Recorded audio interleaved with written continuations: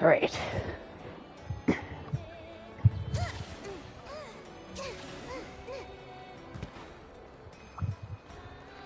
Let's boogie.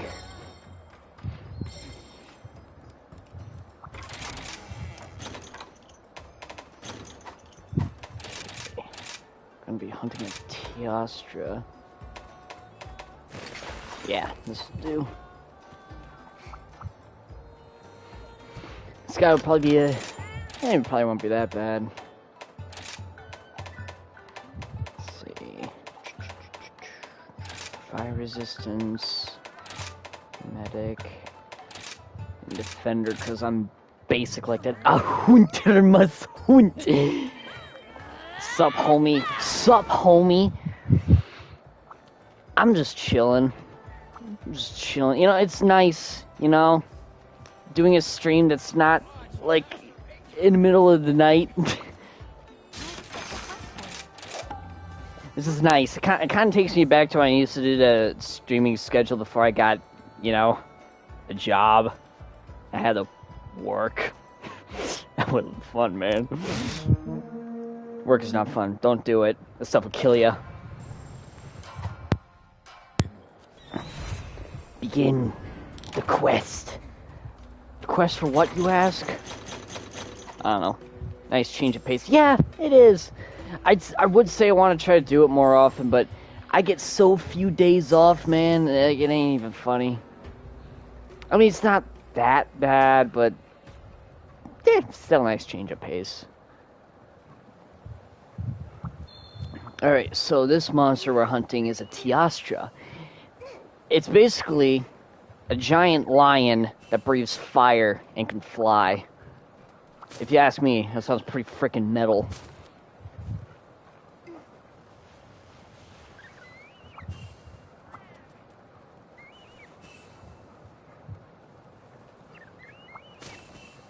Grab a spoder. The spoder is a surprise tool that'll help us later. And by later, I mean in just a few minutes, because we're about to wrangle up another monster. We're gonna find the Vajrant, the Vajrant, and use him to get some damage off on the Teostra.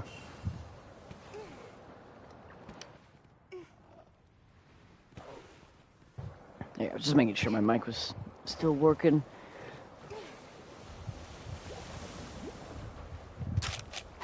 Yeah, big guy.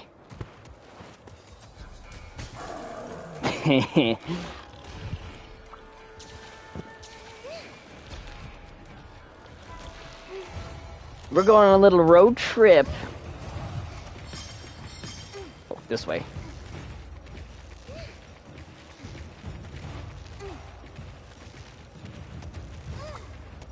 Do you ever wonder how minimap works for a character that doesn't have like a Halo Spartan helmet on? Like, how do our hunters know exactly where... I mean, you could just say they just know the lay of the land very well. But I don't, so... I don't know, man.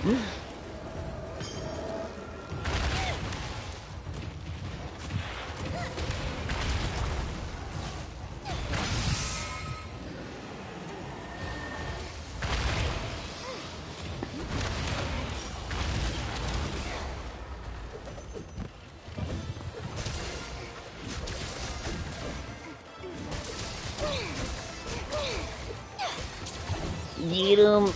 Get him! Oops. Ah, crap.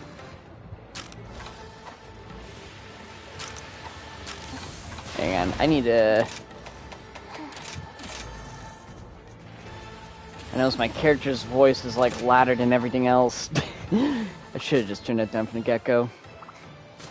There we go. Hey, where are you going? Oh, he's fighting the bigger spoder.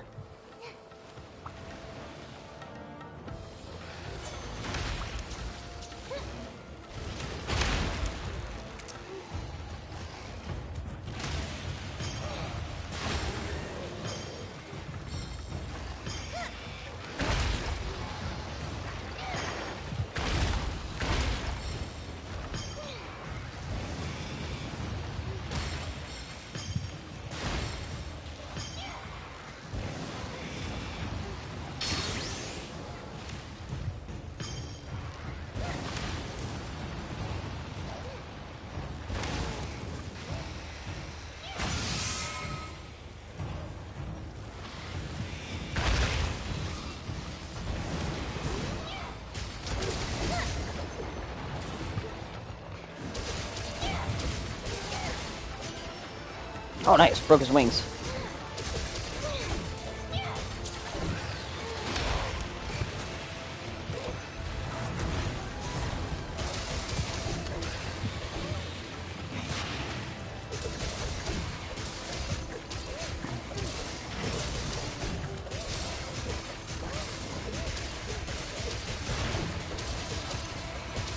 I love mashing buttons. Oh, dang. He just fell over. Nice.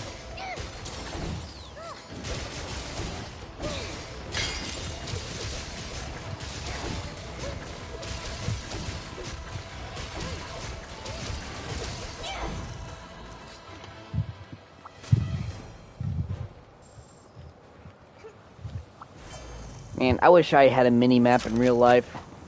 I'm not sure what I use it for, but I know it'd be awesome to have one. Like, just imagine that, you see a little map in the corner of your eye. Actually, that'd probably be really, really annoying. Unless you had a way to turn it off, then it wouldn't be a problem still.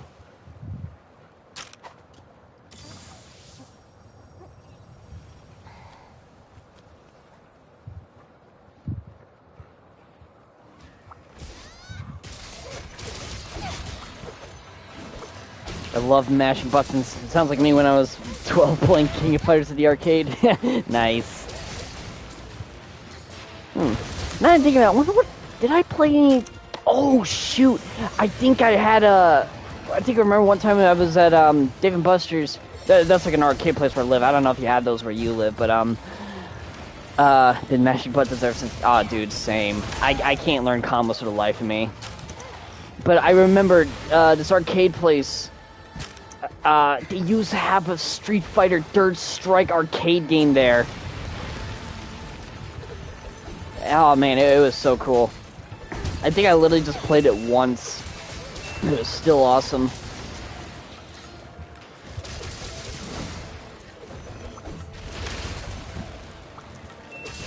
Man, the only combos I even, like, committed to in any fighting game was, like, Alyssa's and Lily from Tekken.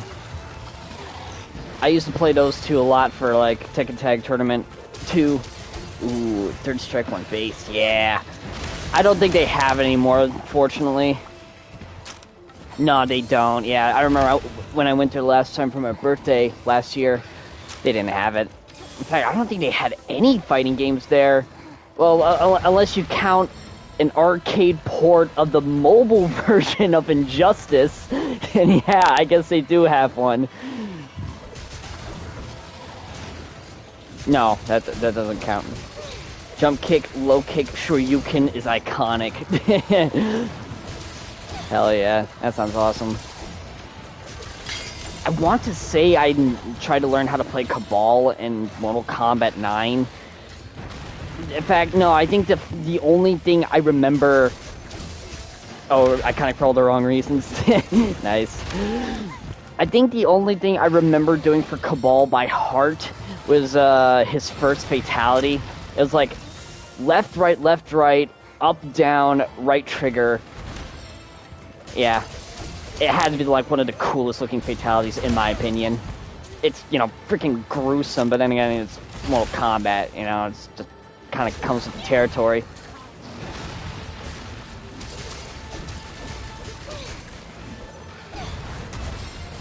I do remember he had like a ranged attack. Like for some reason Cabal had this ability where he could just summon a saw blade just out of nowhere. Like it doesn't come out of him as far as I can tell. He just kind of like kicks his leg up and a saw blade just like travels across the ground.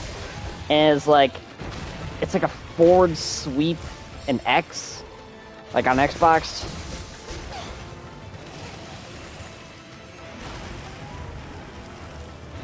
But then again, I kind of suck doing the sweep commands in any fighting game, so yeah.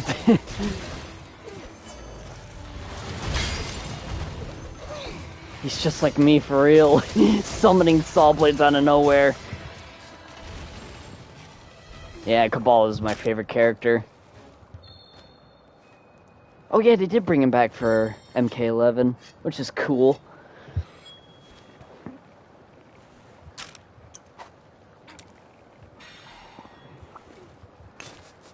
You know, speaking of Mortal Kombat, it's a shame what happened to Stryker. I mean, kind of. I mean, I know he's literally just regular police officer dude, but it's like he's like basically forgotten about because they know, you know, if they try to bring him back, it would not end well. And I can't blame them for thinking that, but it is kind of funny in a sad way because Stryker was one of the OGs, you know.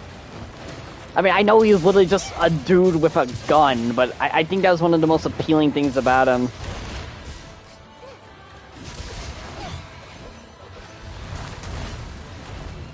Yeah, I think Stryker is either canonically dead or turned into one of those zombie dudes. Either way, I don't think we're seeing him again anytime soon.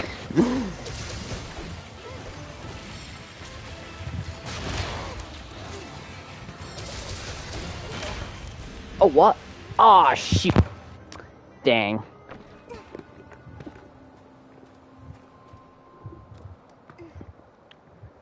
Maybe in a perfect world. No, a perfect world wouldn't need police officers. Or any kind of like... You know, I'm not gonna go there. Never mind. Forget what I said. Remember the justification for him being able to keep up with the rest was that he's from Earthrealm. And Earthrealm is not one-to-one to our Earth. Ah, I see. Yeah, I could see that. I'm not really well-versed in Mortal Kombat lore, so it's possible regular humans are just stronger there. Oh, yeah, I could see that. Yeah, I'm not well-versed in Mortal Kombat lore, but yeah, I could see that. Lots of fantasy settings do kind of go down that route, like humans have, like, untapped potential or something like that. Like, they're capable of amazing things. It's just a matter of whether they see it in themselves or not.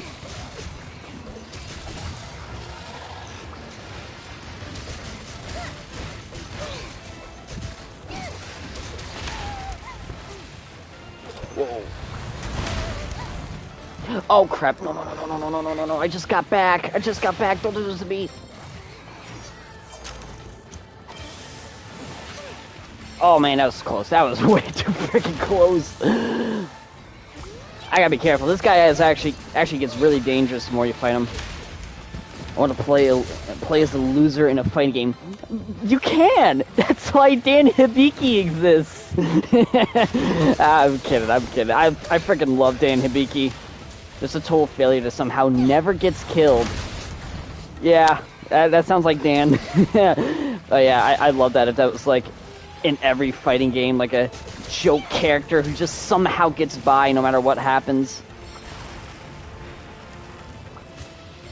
I do feel bad for Dan though, because the one reason why he's be like training is to like get revenge on Sagat for killing his father, and you know he'll never be able to do it, and that's just, it makes it even sadder. They did him so good in his comeback in Street Fighter V. Oh, they did? Oh, I believe it, though. I believe it. I'd totally main Dan. If I was better at fighting games, I'd main Dan just for the heck of it. And, oh, of course, you know, him and Makoto. I'd totally main Makoto. My primary would be Makoto. And secondary would be Dan just for kicks and giggles.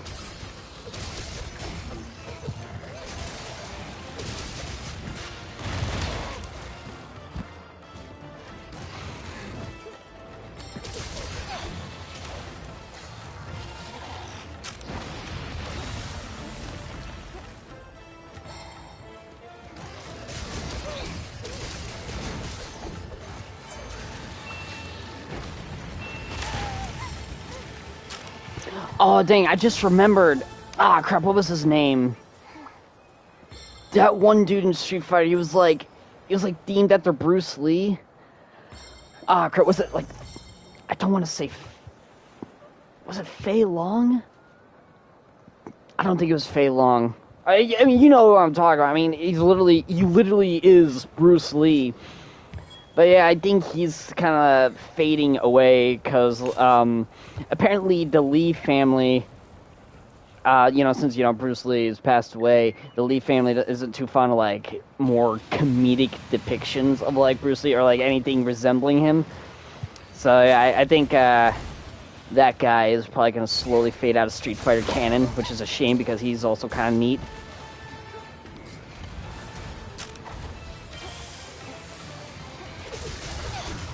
Yeah, it's been long. Okay, cool, I nailed it. I'm smart.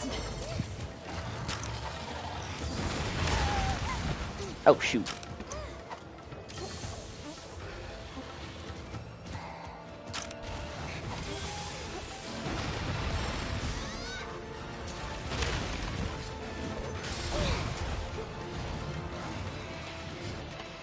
Oops.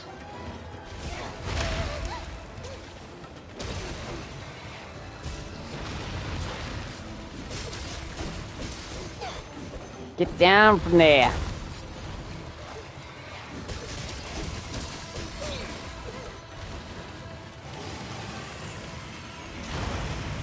Nailed it. Yeah.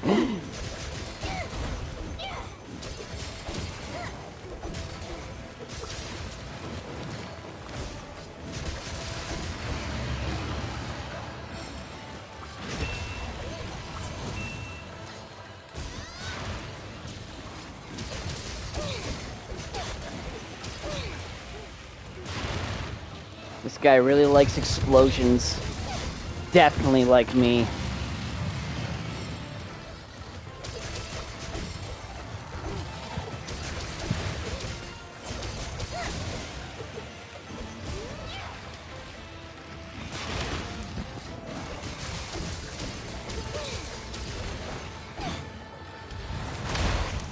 Ah, shoot.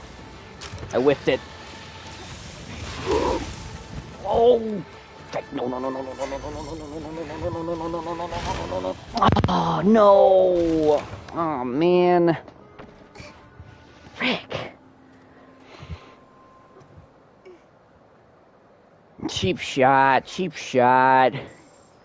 Mods, mods, I want to report someone. It's whatever.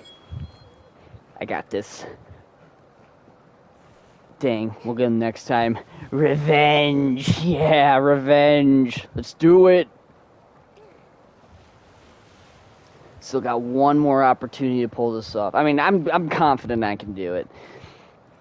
Oh man, but you should have seen me when I was trying to fight. Monster Hunter World was my first Monster Hunter. And then again, I'm sure it's a lot of people's first Monster Hunter because it was like it introduced a whole new generation of Monster Hunter fans to the series. But yeah, there was a bunch of quests where you had to basically fight not every Elder Dragon, like pretty much like the essentials. And yeah, they gave me a lot of trouble. I think it was this guy, Teostra, Kushala, and someone else. I think it was Nergigante, I think. Well, either way, yeah, Teostra and Kushala were the freaking banes of my existence. But now I've, like, really evolved over time when it comes to this game. And I just know how to fight a lot better now. Oh, hey, we can ride the giant spider again.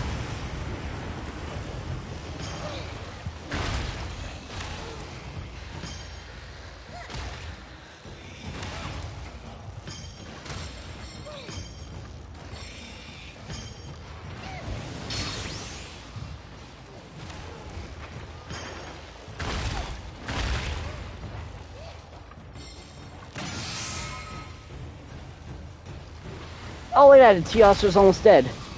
If you look in the upper right-hand corner, you can see his, that blue skull icon. Oh, got his tail. Nice. Revenge is a dish best served with blades in your eyeballs.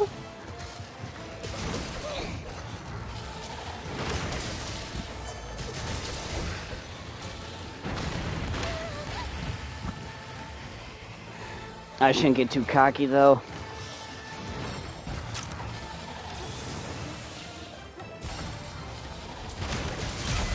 Oh! Yeah, we did it.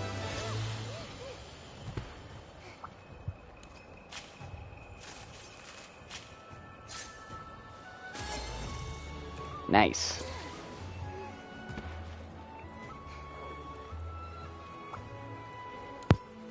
got...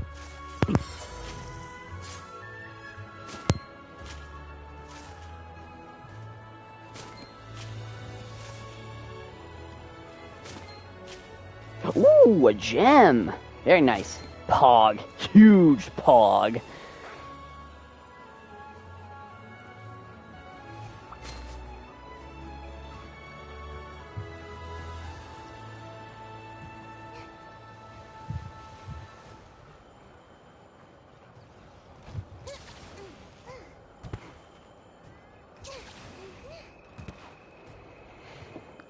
Nice.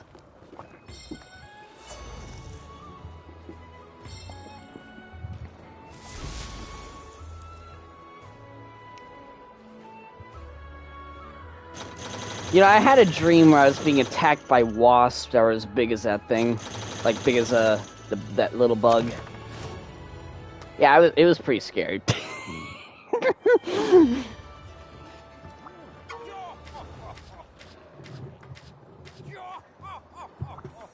That's nice, dude.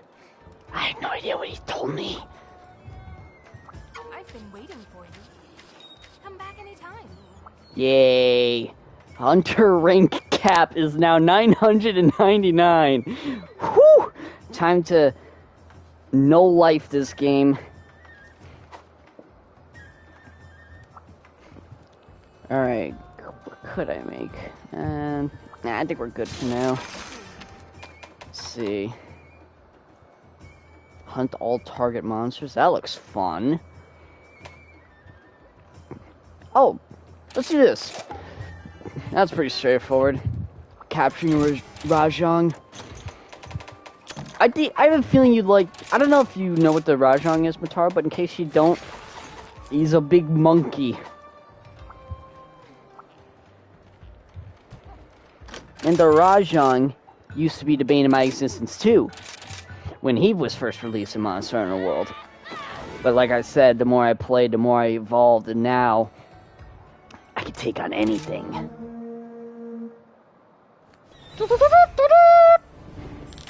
Dang, where's my kazoo? I enjoy Big Monkey. Yeah, you'll like this guy then. Huge DK fan. You know what? It's funny you mention that. I think... I mean, it might not have happened for all I know, but I wouldn't doubt it they did, because Monster Hunter likes to do a lot of collabs. They might have had a Donkey Kong themed collab at one point against the Rajang. Hey.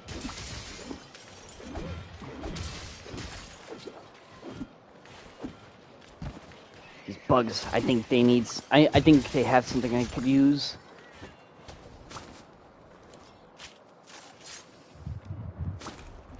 Why are they attacking that... Why are they attacking that guy? What do you do? Leave him alone!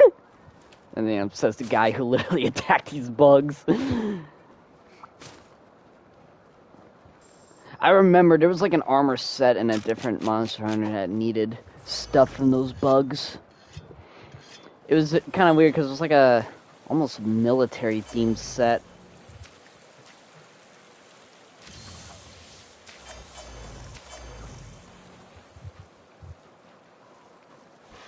Oh yeah, I remember the set that needed, or the monster that makes that armor set that I was talking about. The monster is called a Nibble Snarf. I kid you not, a Nibble Snarf. It's just like massive fish that likes to swim in sand. It was pretty gnarly.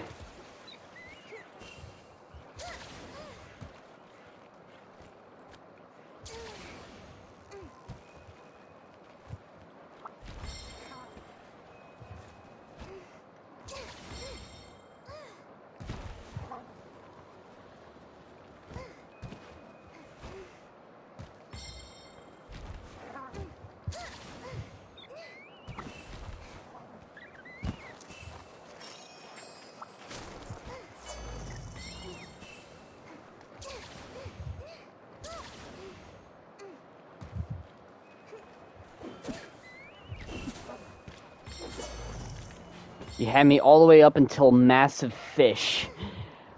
Oh yeah, that's right. I forgot, you don't like giant fish. I don't blame ya. It can be pretty freaky. Deep sea creatures are, like, terrifying. Oh man, I just remembered, it's just, you would hate Subnautica. You remember that game, Subnautica was like, oh, no, I missed a, man. Oh, never mind.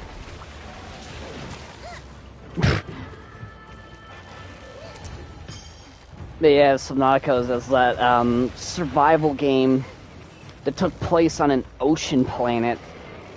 Oh, there he is, there's the Rajang. But yeah, there's lots of terrifying creatures in Subnautica.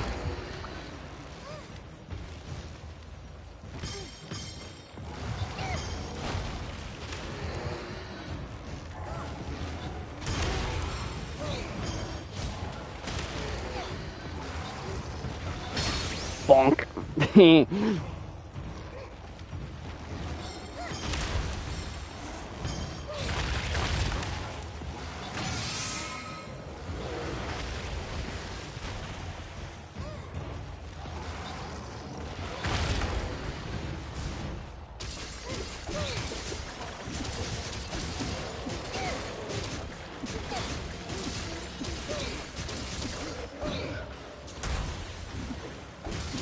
Alright, so the trick with the Rajang here is that, watch someone play for a bit with my phone at low brightness and not at full screen.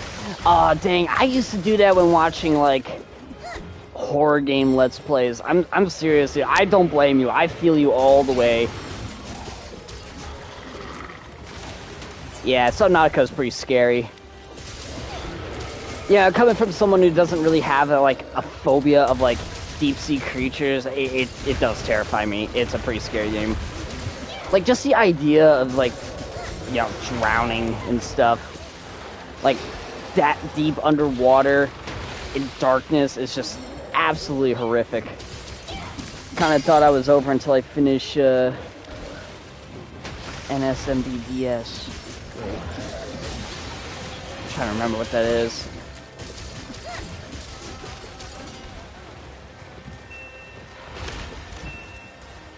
But yeah, no, I don't blame you. Oh yeah, I should mention, I mean, I guess you can kind of just figure from the way I'm, like, talking about this, but, yeah, don't worry, I'm not the kind of person to make fun of someone for something they're afraid of. I mean, I'm terrified of spiders, dude. Big and small. It don't matter.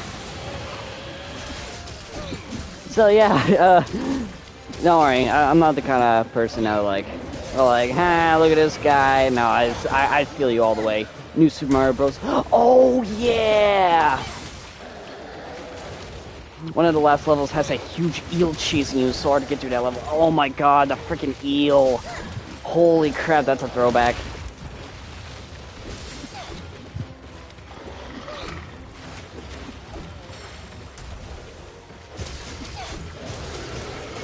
Yeah, that eel is... Even in Super Mario 64, that eel was terrifying. Hell, that probably scared a lot of kids back in the day. Myself included. And I was like born in 2000, and I had my own copy of Super Mario 64. And yeah, it was really spooky stuff. I mean, I don't think the eel scared me that much. Hang on a second. Ironically...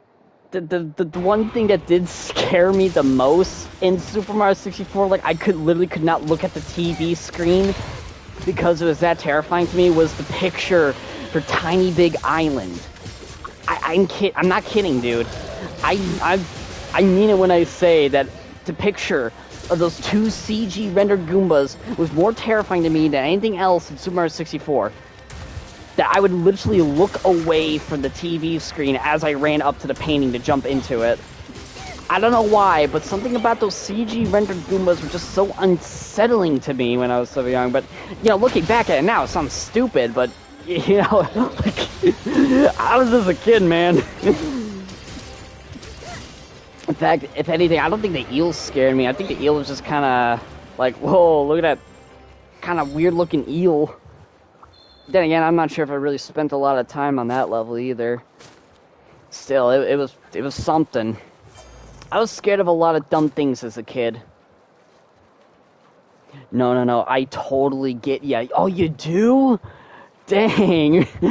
I thought I was the only one. I mean, I wouldn't doubt there was, like, other people who felt the same way, but, it's... Yeah, I don't know why. Something about those freaking Goombas looks so weird to me. Like, I don't want to sound like those dudes that, like, make a 10-minute long video on YouTube going, like, Super Mario 64 is more terrifying than you can remember. And no, I was like... I don't know, it's kind of funny.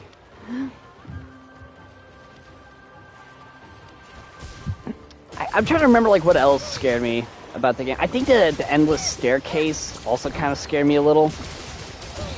Then again, I'm not sure if that was, like, intentional or not, but...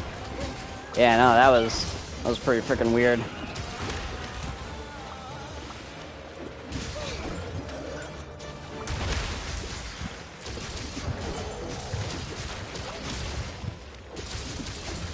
Oh, did I tell you about this Mickey Mouse game I had for the GameCube? I think I might have, but I remember it's called Mickey Mouse and the Magic Mirror or something like that. And yeah, it was like Mickey Mouse gets sucked into a mirror and he's like trapped inside this mansion. It's completely empty, but there's like a ghost in there who's like trying to, I don't know, hurt him or something. I don't know, you know, it's a kid's game, so you don't really think too much about it. But, yeah, no, the game was, you know, it's a Mickey Mouse game. It's very bright, it's very cheerful, there's funky music playing in the background. But every time, I always had this strange sense of dread when I was playing it as a kid, because, you know, it's like, I was just looking too deeply into it, you know, like, you know, it's just meant to be a fun little magical adventure for Mickey Mouse, you know, nothing more to it than that. But I just kept getting filled with this uneasy feeling, like, wondering, like, where is everyone? Who are the people that lived here? What happened to them? And that feeling was, like, doubled when I went to, like, large rooms. Like, there was this, like, grand hall in the mansion. And for some reason, I was like, I had to get out of that room as quick as possible. Like, I didn't want to spend a lot of time in there. It got just scared the hell out of me for some reason. And it was, like, specifically the larger rooms that gave me that weird sense of fear. For me, it was the fireface scene in A Portrait for Lethal Lava Land. Oh, yeah, I don't blame you. I think that one kind of spooked me a little, too, when I was younger. We need a name for that feeling. Yeah, just like something that scare a kid that just sounds really dumb, like, you know, later down the line.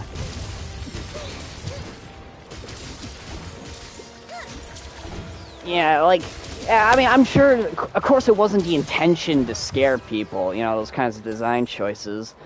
It's just, I don't know, that's just how kids feel when they're unsure about something. Is like, you know, basic human instinct is to stay away from it. Bunch of games give that fear. It's pretty common in Mario 64, actually. Yeah, something about it. I don't know. Again, it sounds like one of those things where it's like some dude going like, Super Mario 64 is scarier than you remember, or something like that. When I'm sure it was far past the developer's intention to scare people. I mean, I wouldn't doubt they did put something a little creepy here and there just to keep you on your toes, because why the heck not? Now kids are playing those backrooms games and cheating by having monsters in it. Yeah, you can't... yeah, man. Back in my day, we weren't scared by a freaking PlayStation 1 looking monster. We were scared by freaking paintings of CG rendered Goombas. And I guess it's just all part of growing up. It's like figuring what you're really afraid of and what isn't. Like, what can really hurt you and what can't, or something like that. I don't know. But yeah, it really is interesting to look at, like, really think about.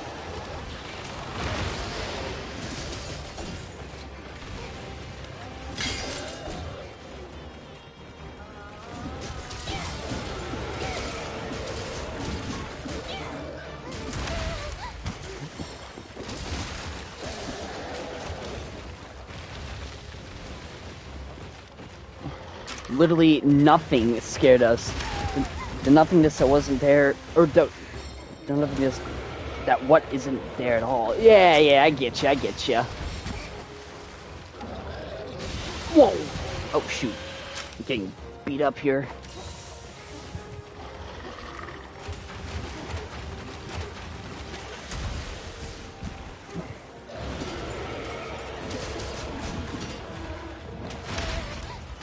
Oops.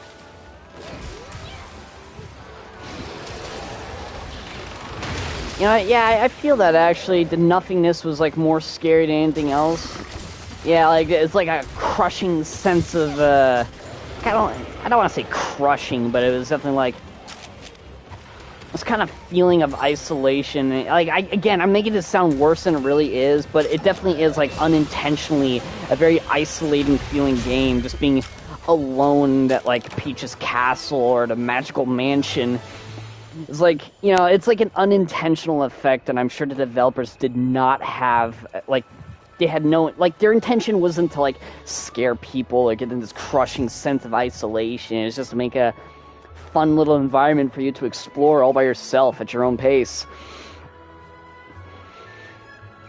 But yeah, when there's like no one but yourself in a huge empty space that looks like it'd normally be lived in by people, yeah, I guess it does kind of come off as more terrifying than it really should be.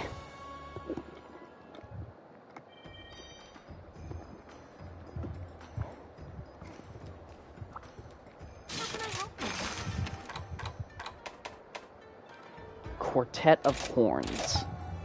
Yeah, let's fight these guys. Why not?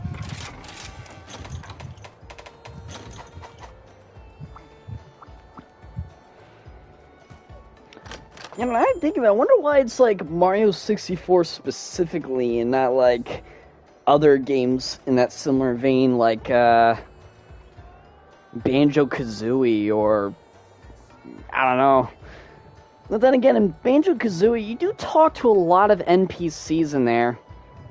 Because I was going to mention, like, SpongeBob, Battle for Bikini Bottom, because that game never scared me as a kid, which is probably why I liked it a lot more than Super Mario 64. It's quite simple, really. Luigi isn't there. Of course. Luigi wasn't there. That's why the game was so terrifying. It didn't have Luigi in it. We needed our boy Luigi. But yeah, I was gonna mention like SpongeBob Battle for Bikini Bottom because that game never scared me at all when I was younger. No, in fact, I freaking love that game.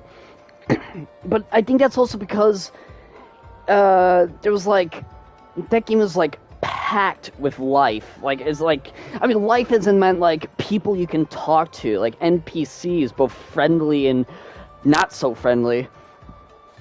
Super Mario 64, there's only like what Toad, and that's it. I mean, you could talk to Yoshi, but he's like at the top of the castle. Chances are, like, if you didn't know anything about the game, you wouldn't even know he was there to begin with. And yeah, there's very little like friendly NPCs in Super Mario 64. There's a few, but yeah. And like I said in the Mickey Mouse game, it was literally just Mickey. He was the only person in that entire mansion. Apart from the ghost that's trying to, I think, kill him, there was literally no one else. In fact, looking back at it, the Mickey Mouse game was kind of like... This is going to sound really dumb saying out loud, but it was kind of like Resident Evil. Not the survival horror thing, but like... You know, it takes place in a big empty mansion, and it has like that fixed camera angle thing where like the camera changes positions as you move around, which is kind of interesting. Thinking about it, I think it was made by... Was it made by Capcom? Hang on a second, I'm going to put some research into this. I'm going to do a quick Google search. I think this game might have... I think Capcom might have had to do something with this... Do something with that game. Let's see, Mickey and the Magic Mirror video game. Oh, it's called Magical Mirror starring Mickey Mouse. Let's see. Oh my god. Capcom did make that game! Capcom made this freaking Mickey Mouse game for the GameCube. It was developed by Capcom and published by Nintendo. Oh my god. What the hell? No wonder it had like the Resident Evil style camera angles. It's literally Resident Evil for kids. It's just got no zombies in it. There's no zombies, no fighting. It's just Mickey in a giant empty mansion. Oh my god, that is actually insane. This is kind of mind-blowing for me. Those sneaky little pranksters. Oh my god. Okay, in that case, they probably knew what they were doing. No, I'm kidding. But you know what? I wouldn't doubt it if it did run off of some kind of like if they use like Resident Evil assets for that game. Because like, you know, like I said, it has like the same kind of camera system that the OG RE does. It's just, you know, it's just no zombies in it. There's no zombies, no fighting, just Mickey. And that's it. That is so wild. Oh my god. I'm like legitimately blown away by this.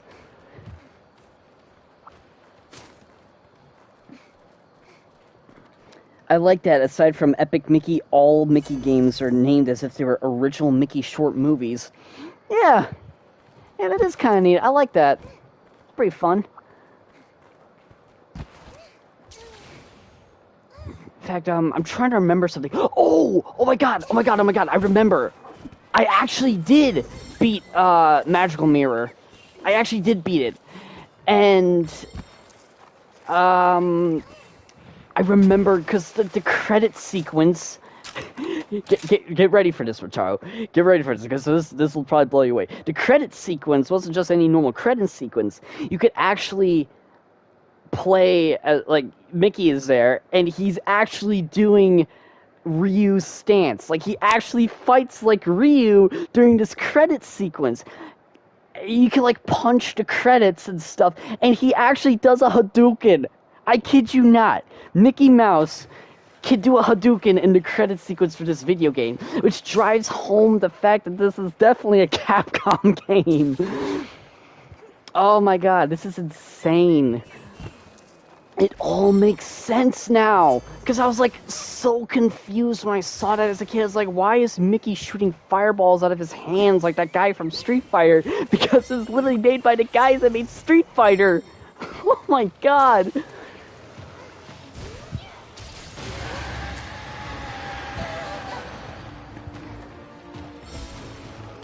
It's confirmed. Mickey Mouse is now a Street Fighter fighter. He could probably defeat M. Bison. That's my gosh darn Mickey right there.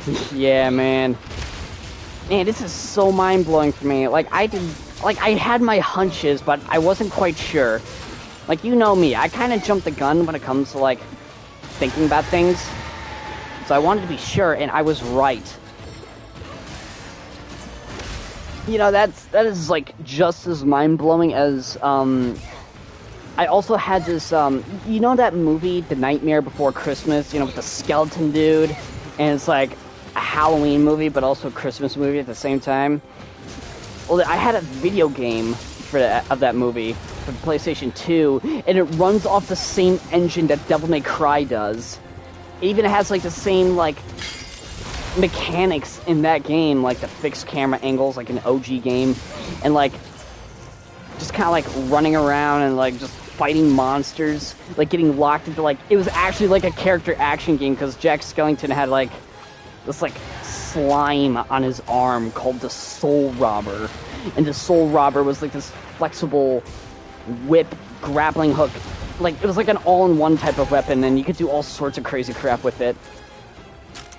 Hell, Jack Skellington even had a freaking taunt button where he could taunt the enemies into going into a rage mode. Magical Mirror being a Resi spin-off makes more sense than DMC being a Resi spin-off. And I'll die on this hill. Nice. Yeah, I'm down for it. Soul Rubber. Exactly. Exactly, dude. Oh my god, I think he would actually yell that. Repeat 3,000 times. Yeah. Soul rubber! Soul rubber! Wait, was it called soul rubber? I thought it was a soul robber. Like you're robbing someone's soul. Man, I should try to find that game again. I'd love to play that and like take a trip down memory lane.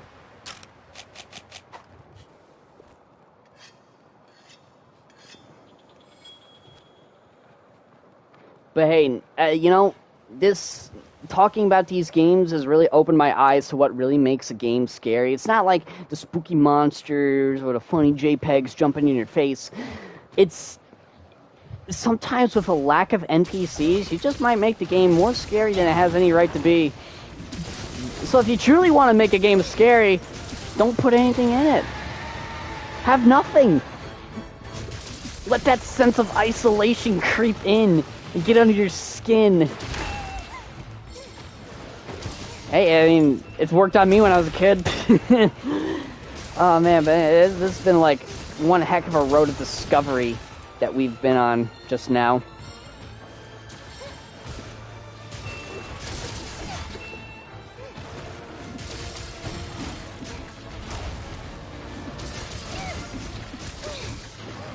So yeah, Mickey Mouse 1, Backrooms 0.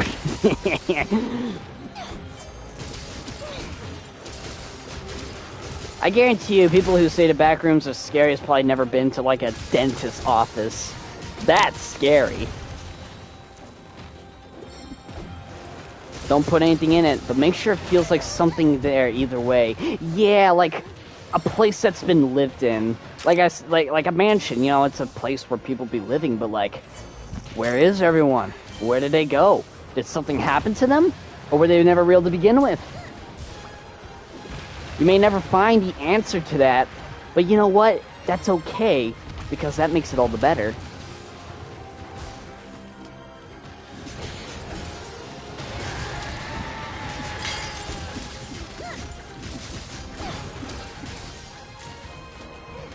Yeah, I like it when like a horror game like takes its time before introducing a monster. Like letting the atmosphere and everything like just settle in before they eventually like even if they do introduce the monster, just being by yourself is like pretty creepy. Where'd you come from, Cotton Eye Joe? We'll never figure out where he came from or where he went, but one thing's for sure is that we know his name, Cotton Eye Joe.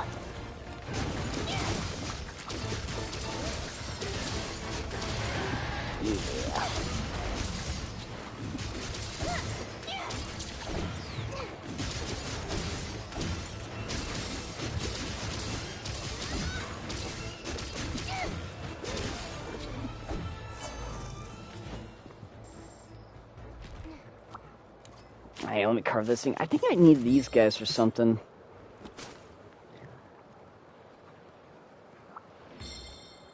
Heh, a cute fang. Wink.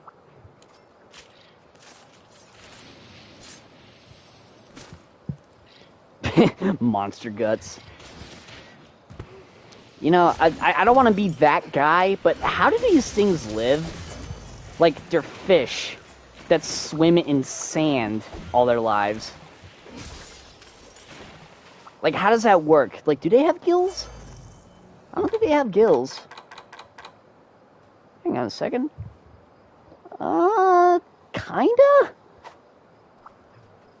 I don't know. A quality fin. Oh yeah, I think I needed those for something. A cute fang. Sad face. A cute fang? Happy face? Ah!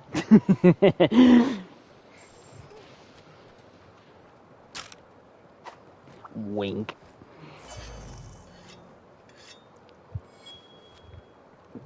But yeah, I remember I was actually thinking about, like, dirt fish. Dirt fish.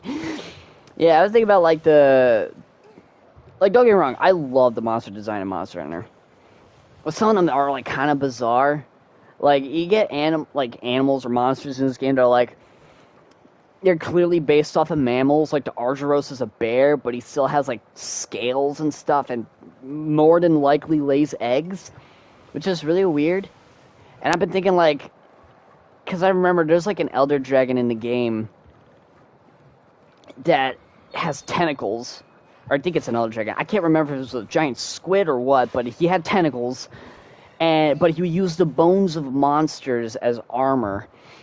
And he would put skulls on his tentacles to look like extra heads. But the developers knew that, like, you know, hey, extra heads are, like, kind of impossible in real life. But I thought to myself, dude, you literally have monsters that shoot lasers out of their eyes. What are you talking about? And then I realized the platypus exists in real life. A mammal that can lay eggs, has a duck's bill, and is also venomous. And then I took back everything I said about the monster design, because it literally does not matter anymore, because the platypus is a walking paradox in its own right. So, yeah. Here you have a free killer monster design. Yeah. Exactly.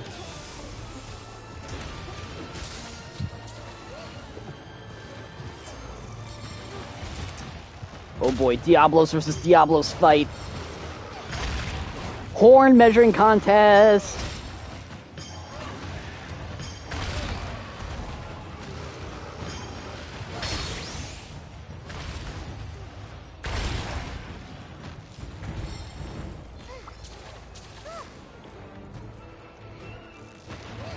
I will say this, out of all the like hunter style games I've played, you know, Monster Hunter, God Eater, Dauntless, what else? There's Monster Hunter, God Eater, Dauntless, Tokiden, and now we have Wild Hearts. I will say this, the games might have their differences, but one thing I can say for certain is that I love the designs in every single one of those games.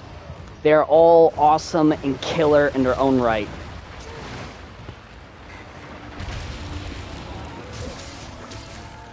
You know, let's just capture this guy. Like, I like the monsters in Monster Hunter because they're like animals. Oh, shoot. Oh, crap. Oh, crap. Hang on, I gotta let the comments disappear. I can't see my trank bombs, or my item wheel. Hang on. Shark with no eyes. Has 4 eyes in a tripod-like position. Can split open in half to swallow you whole. Or legs, I mean. Ah, okay.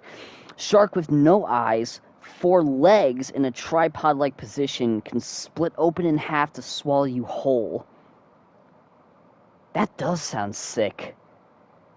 Cool. I should try join that. That could make like a...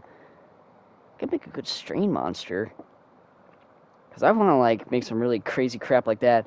But yeah, oh no, he got out! No, I can't capture him. Oh no, I can't. No, never mind. Let me just use a shock trap. There we go.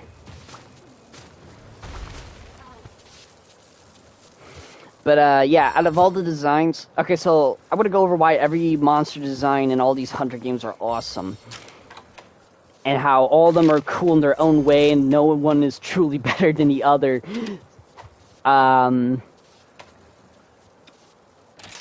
So, you know, Monster Hunter. They're gonna be neat because, you know, they're just animals, dude. They're like... You know, they just kind of live in the wild, but, you know, there's, like... Some that are like so insanely powerful and stuff.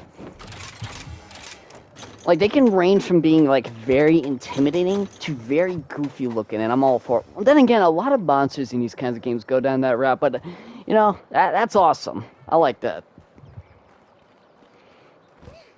The origami in God Eater, you know me. I mean, this is, you know, my bias isn't shown. I'm not biased in any shape or form. Nah, I kid. But the origami are awesome because they're like based off of myths and legends. And me personally, I'm a sucker for like the design philosophy of Dios Pita and Prithimata, how to like quadrupedal animals with human faces on it. Like I love that kind of crap. That's insane. And I love it. And no one can tell me otherwise. Oh, you remember the Demiurge in God Eater 2? That, like, goat-looking dude with the eyeballs in his legs? That thing is awesome. I love the design of that thing. It is absolutely bizarre and weird. And I'm sure that's the point. To be really freaking weird looking. And I love that kind of stuff. The Behemoths and Dauntless, they're cool because, again, they're like sort of like animals, but they're like brimming with this otherworldly energy. Like, when you cut them apart, you can actually see like the light from the energy glowing inside of them, and it's actually really cool to look at. And they're really neat because they're like all elemental and stuff, and his cry was the first thing that actually scared me from GE. Oh yeah, that thing has such a distinct sound. Like, me personally, all the origami just kind of sound the same, most of them. But the Demiurge? The freaking Demiurge, dude, holy crap, that thing, you could tell that thing is like in a ballpark of its own in terms of weird factor.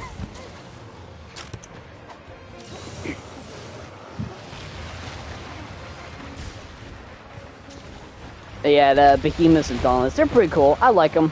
They're neat. Second was Dromy running towards to devour you. That became so freaking cool. Oh yeah. Yeah, that thing is awesome. I love the design of that thing. Even though those Ashborn gave me a lot of frustration, especially when doing things like R1 and whatnot, I still love them. They're still cool.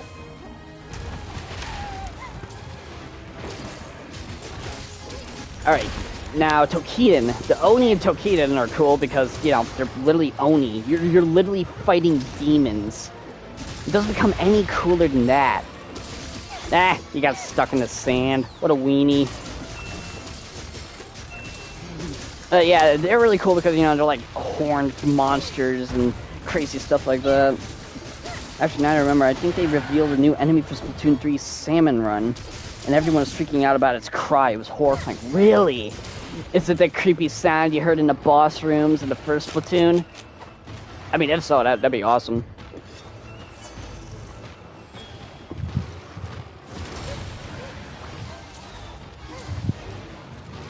Yeah, I believe it. Splatoon has some pretty spooky sound effects in there. For like no reason, just spooky for the sake of being spooky, and I'm all for it, man.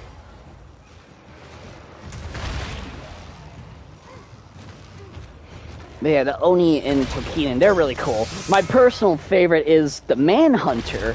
I'm not sure what it's actually called in Japanese, because they never tell you. They always give you these weird, like, English names that make no sense sometimes.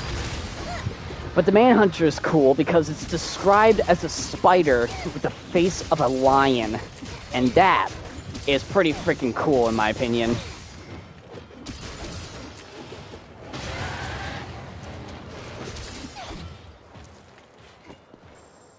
Another personal favorite Oni of mine from that game would probably be... Oh my god, I just remembered. There was an Oni in Tokiden 2 that was literally just a medieval dragon. Like a European dragon. Like 4 legs, 2 wings, that kind of stuff. Because apparently one of the new characters they introduced in Tokiden 2, her name is Gwen. She was like a knight from like Scotland or something. And yeah.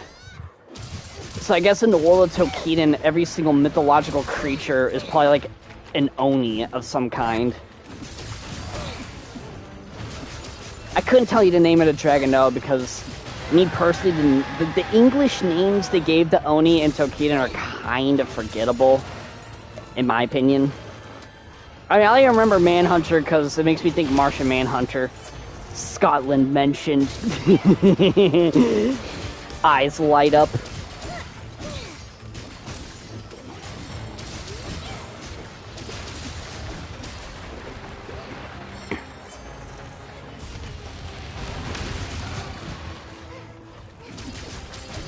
But yes, Gwen is a cool character. I liked her. She's cool. Again, she's a bit of an oddball considering, you know, the game takes place in Japan. And she's like the only person who isn't, so that's kind of funny.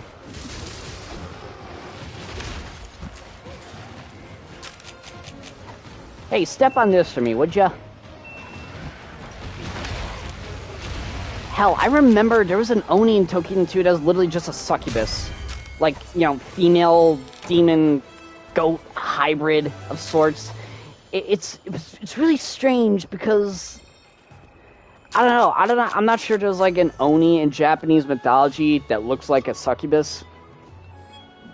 But I don't know, it's like its existence was kind of strange to me at least. Still killer design, though. I mean, definitely nowhere near as weird as the anthropomorphic cat lady from the first game. Then again, I'd be lying if I said she wasn't hot. Just saying. You didn't hear that from me, though. But yeah, I like the Oni and Toukiden. They're cool. Alright, now. I forgot to mention which one. Oh, yeah.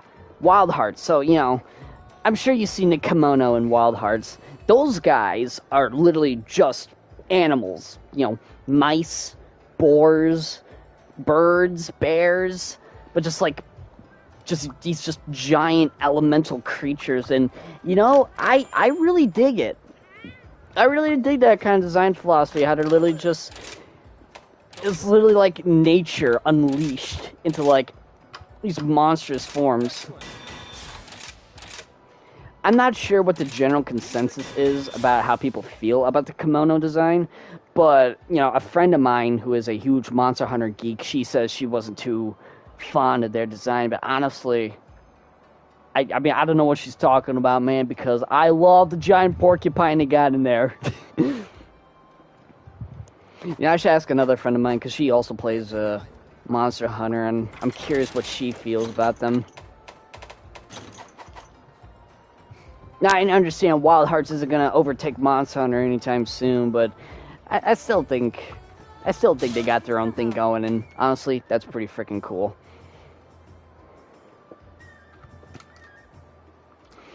Alright, let's see, what do we do next? Let's do that later. That one looks a bit, much. Do it for the dongo! Yeah, let's do it for the dongo, why not?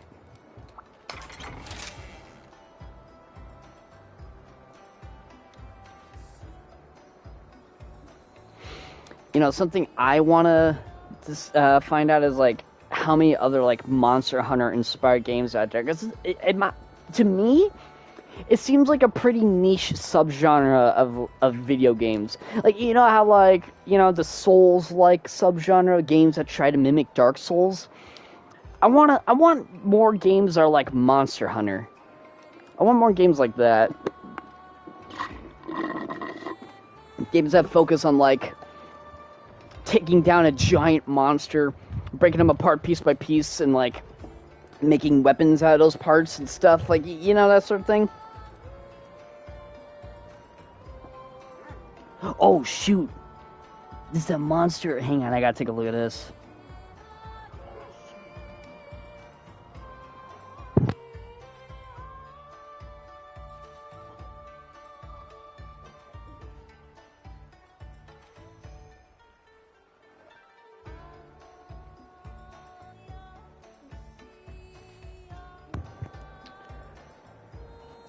Okay, I just heard it. I just heard the salmon fied, or whatever it's called.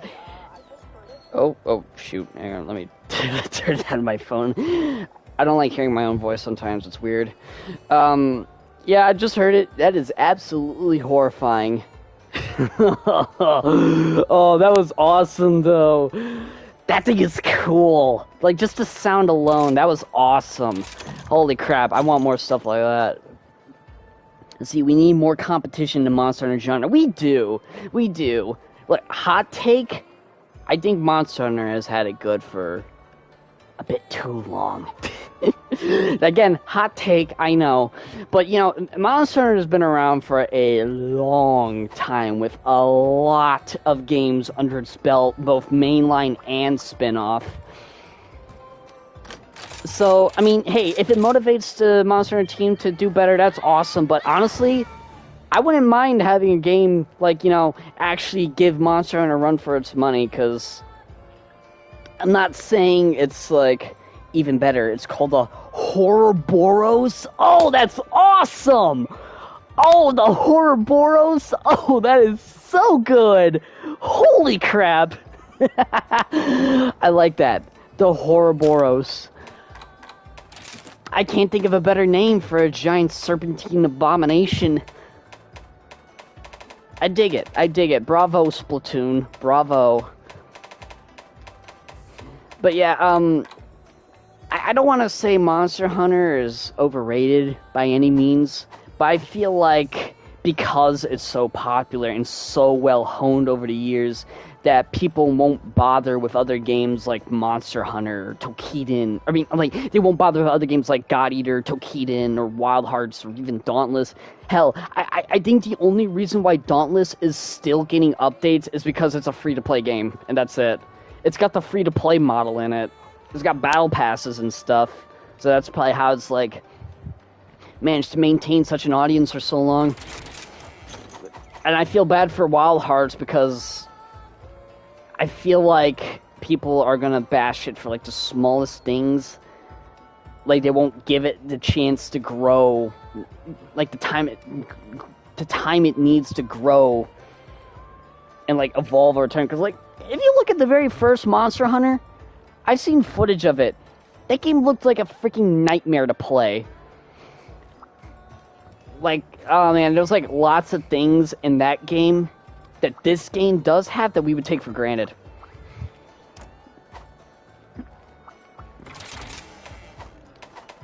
Again, I wouldn't mind if, you know, Monster Hunter did get a little bit of its, get a run for its money, you know? I want to see it, like, struggle a little. I know that sounds weird saying out loud, but I think you understand what I'm trying to say here. And no, I'm not just saying that because I want God Eater to have a new update. I mean, that's half the reason why. But, you know, that's neither here nor there. What I'm trying to say is, you know, I wouldn't mind. Don't get me wrong. I love Monster Hunter. Otherwise, I wouldn't be playing it right now, you know? And I don't want to say it's, like, oversaturated or too popular for my tastes or anything like that. Because Monster Hunter itself was a pretty niche title before World got introduced and introduced a whole new generation of hunters. But I'd say, but because of how successful it is now, I think it's probably going to hurt a lot of other games that try to replicate that feel. But, you know, that didn't stop people from making Dark Souls games, you know? It didn't stop people from making Souls-likes and whatnot. So it just kind of got me wondering, like, what's stopping people from making Monster Hunter-style games? Hunter-likes, I guess. Well, we'll just call them Hunter-likes. I don't know if that phrase is going to catch on or not. I doubt it, but we'll just call them Hunter-likes for the sake of simplicity. But I have a hunch why there's not as many, like, Hunter-likes out there. And Monster Hunter is a pretty big game, you know? Not just because of, like, the amount of monsters. I feel like it's because, like, you know, it's like the amount of monsters, the different kinds of weapons, the materials they drop. Like, Monster Hunter has managed to, like, it knows its, like, own combat loop, its own gameplay loop very well. And I feel like if someone were to even try to replicate even a fraction of that would be a pretty big task for most people.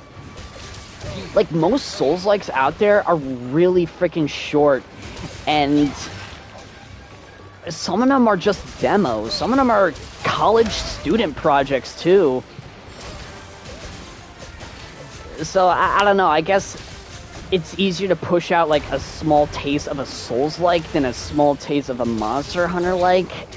I mean, I can't say for certain if that really is the case for people that want to try to replicate this look. Then again, I don't know. I don't know what the thought process is. Like, I'm not a game developer. It could be any number of reasons why no one has attempted to try to make more of these kinds of games. Because I feel like it could really take off. I don't know, maybe it's a feeling of why bother when you could just play Monster Hunter. But then again, you could say the same thing about Dark Souls. Why bother when you could just play Dark Souls or Bloodborne or Elden Ring? But I don't know, man. I don't know what the kind of thought process is. I don't know, maybe it's because Dark Souls is a funny haha meme game. It's so hard kind of stuff. And Monster doesn't really have that kind of rep. Because it's been like underground for the most part. I don't know. It's a bit odd for me at least.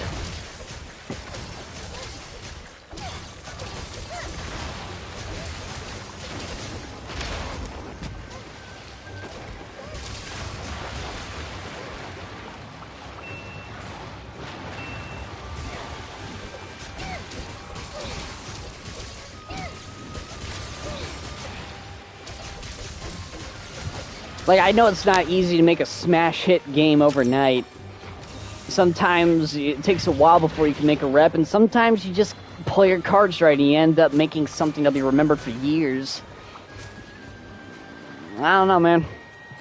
Like, it took Monster Hunter a really long time to, like, really gain traction. I don't know. I'm just kind of thinking out loud here. Look, long story short, I want, like, other games like God Eater, Tokiden, hell, even Dauntless and Wild Hearts to, like, try to give Monster Hunter something to compete with. Because I feel like they've had it good for a while. I'm not saying Monster Hunter should just die. I'm just saying, like, you know, give them a little bit of competition.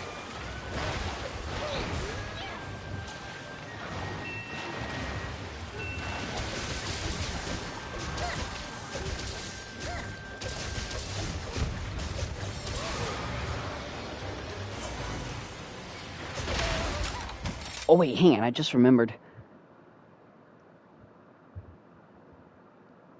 Okay. I had that chat set to all messages. I gotta figure out if I can turn it on by default, because when I put on top messages, it sometimes hides comments for me, which is weird.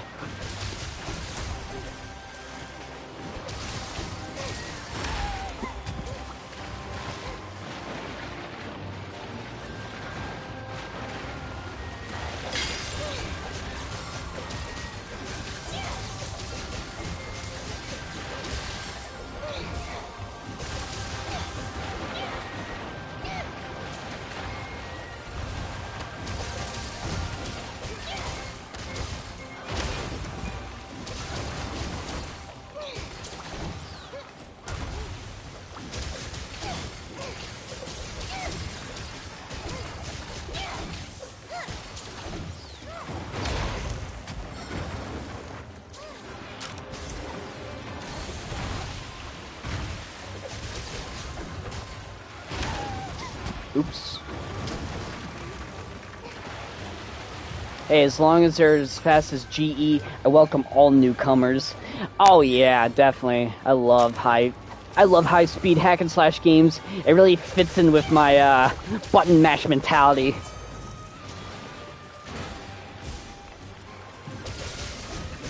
Yeah, I'll definitely give any Monster Hunter like a shot. Big or small, I'll try them all.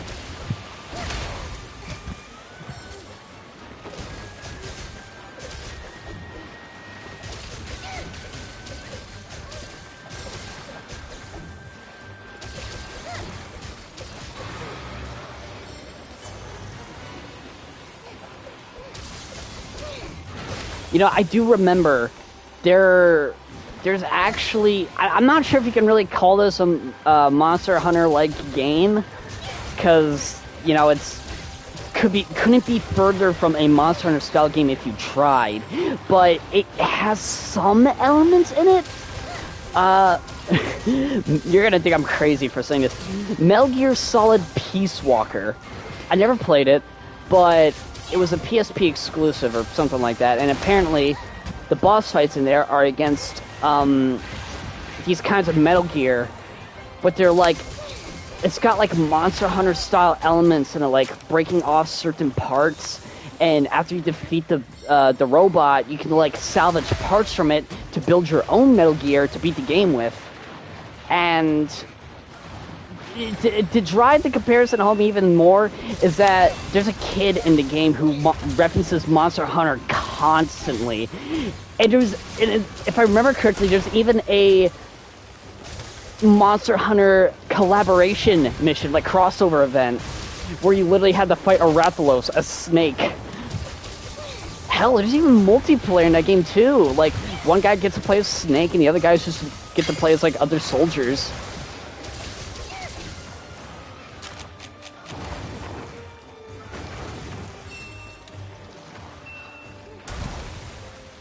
Let's see. I'm not sure if you can really consider that Monster Hunter-like, because, you know, for the most part, it's Metal Gear. You know, it's still a third-person stealth action shooter. You know, tactical espionage action. Espionage action. Oh, I forgot about that. Yeah, I mean, I knew about the Monster Hunter Metal Gear collab, but I didn't think it was from that game. I mean, hell, I didn't even know what Peace Walker was like. I thought it was just your, you know, box standard Metal Gear. I mean, for the most part, it is, from the footage I've seen. You even had a monster based on the gears. That was so cool. Really? Oh, dang, I should look that up. Hang on, let me look that up right now. I'm curious. Let's see.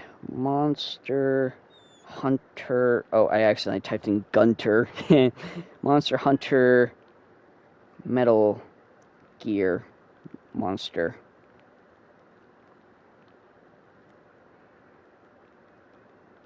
See. Oh my god, is that it? It's literally called... Wait. Is that a real monster? This article is about Gear Rex. Isn't... Oh my god.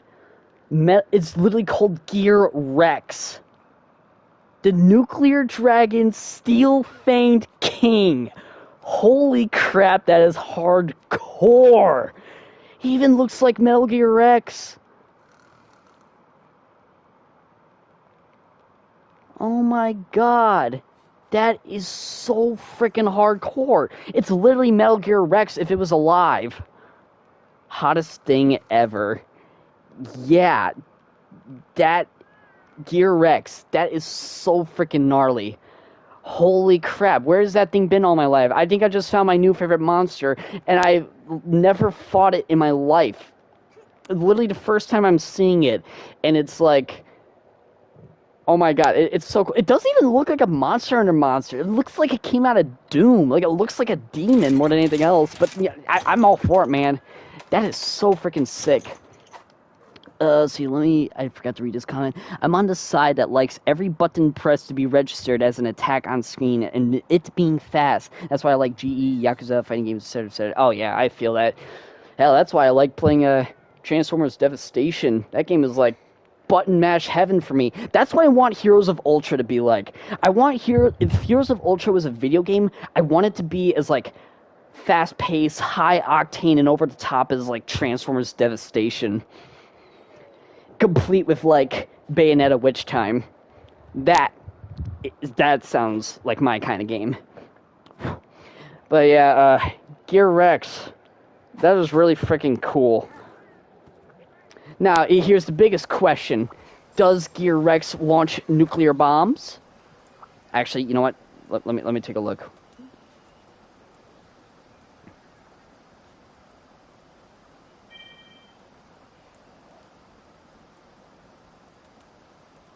I wonder if it can use its, I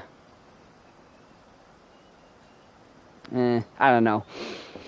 Yeah, I don't know if, I mean, if it can't, maybe it does have, like, a really powerful attack that's, like, a huge explosion, but if it can literally fire a nuke, yeah, then it'd be cool as well. I said it because I'm literally in the middle between beat 'em up and hack and slash, so it's hard to find that balance for me. Oh, yeah. Oh, yeah, yeah. You know, there's been a couple times where I considered, what if Heroes of Ultra was just like a side-scrolling platformer instead, like Anno Mutation M or Sultan Sanctuary. Because it definitely fit the art style that I have. But I don't know, I kind of like the idea of being in a huge 3D world, like it just feels more immersive to me that way. But then again, I felt pretty immersed in, like, you know, Salt and Sanctuary and Anno Mutationum, so you never know. Or maybe I could do what Anno Mutationum does and, like, have 2D sprites in a 3D environment. Like, that could probably work.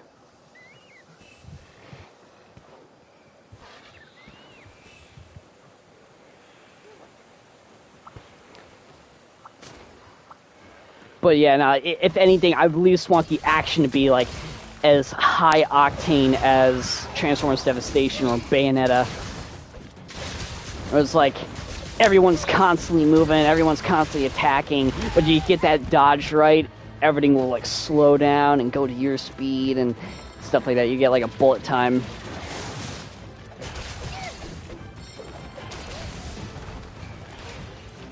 Imagine if Ian Pink had a game that'd be like a side-scroller beat-em-up with lots of emphasis on platforming and combo building. That sounds awesome.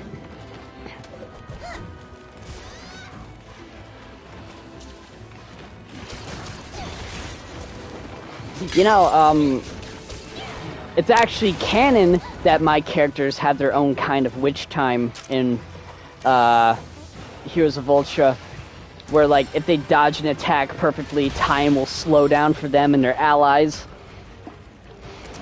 So I just thought to myself, what should it be called? And of course, a rhythm mechanic. Oh yeah, gotta have the rhythm mechanic.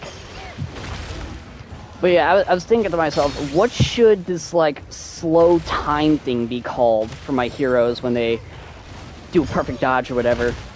Should it be called, like, I had the idea of Ultra Focus. Oh shoot. I had the idea of either Ultra Focus or Hero Time. Actually, now I think of it, Ultra Focus might actually be better.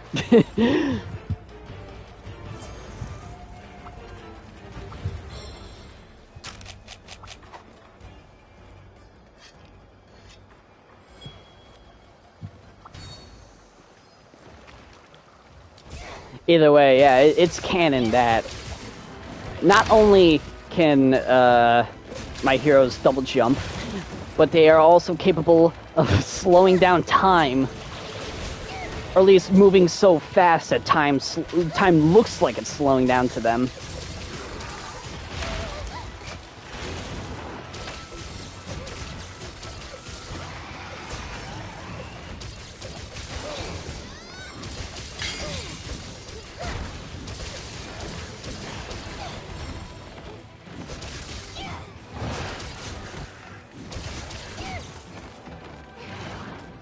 Ultra Gear or Shift. Ooh, Ultra Shift. That sounds cool. We should go with that. Ultra Shift? Yeah, I like that. Ultra Shift. Ooh, that's a good one. Thanks, dude. I'm gonna keep that in mind.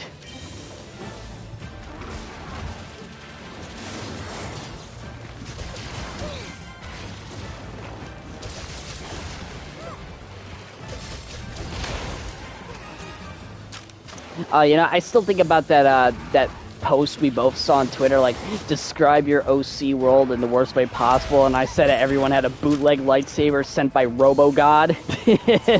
That's what I was about to ask, if it was a time stop or just moving very fast. I'd say moving very fast.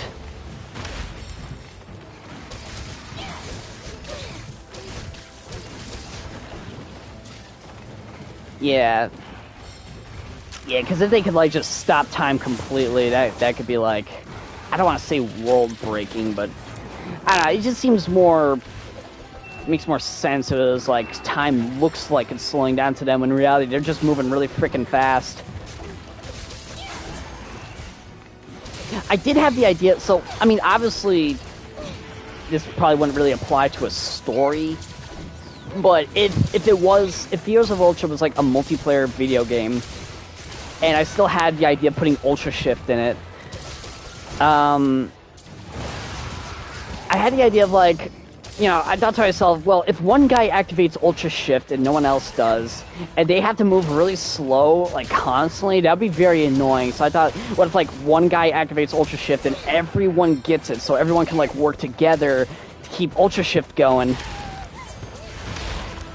And I thought, hey, maybe that could work from a story perspective too. Like everyone has to work together to try to keep the enemy slowed down so they can get the upper hand constantly. Reminds me of that bit in Futurama. Oh, really? I never really watched Futurama, so I wouldn't really know.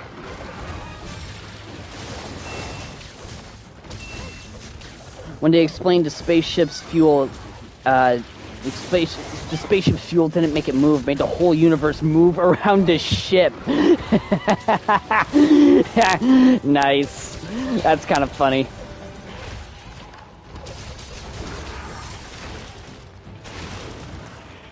How did I not get hit by that? What the heck?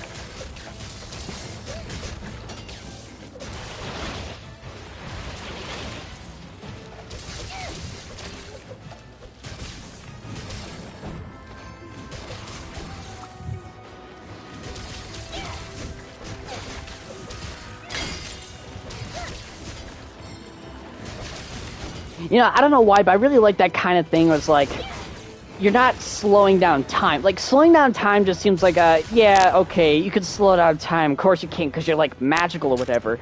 But you could, I don't know why, but the idea of, like, oh, you move so fast that time looks like it's slowing down to you? Now that's cool. Because it's like, dude, you're, like, so fast. I don't know why. That kind of thing it's just so cool to me. Like in Max Payne, you know how Max has bullet time? Like, time looks like it's slowing down to him, and really his reflexes are just so sharpened. You can just, like, shoot dudes in midair.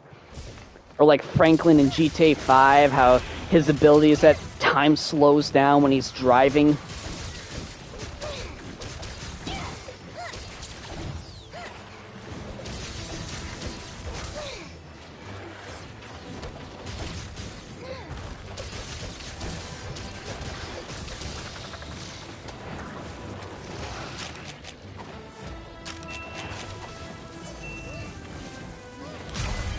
Yeah!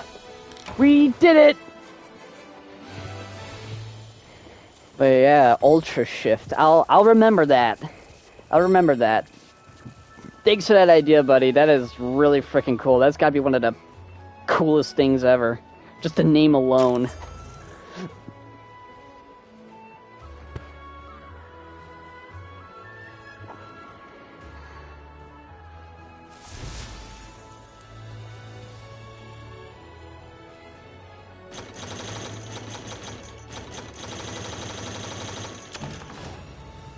I feel like I would need that when I get to drive to actually don't die. You know what?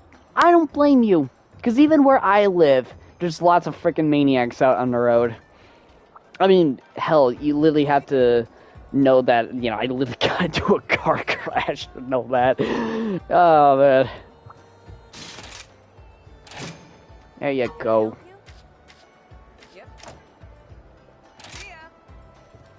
Let's see, no problemo, hee hee. Yeah, thanks, buddy. Yeah, I'm always open to new ideas.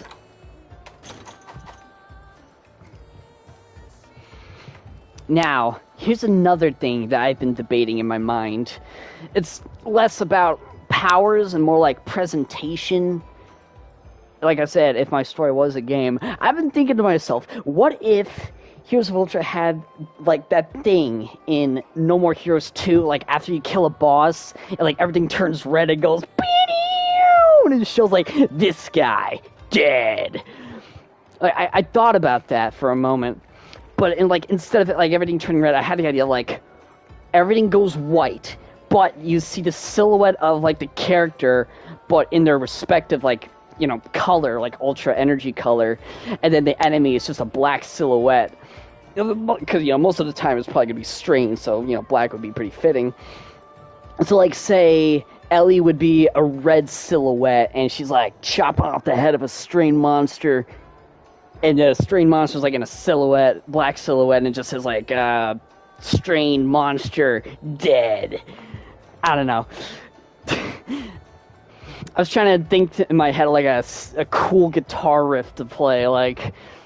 I mean, I obviously can't play guitar, but, like, in my head, try to, like, come up with one. how to sound. And I'm trying my hardest to make it not sound like the guitar riff from No More Heroes 2.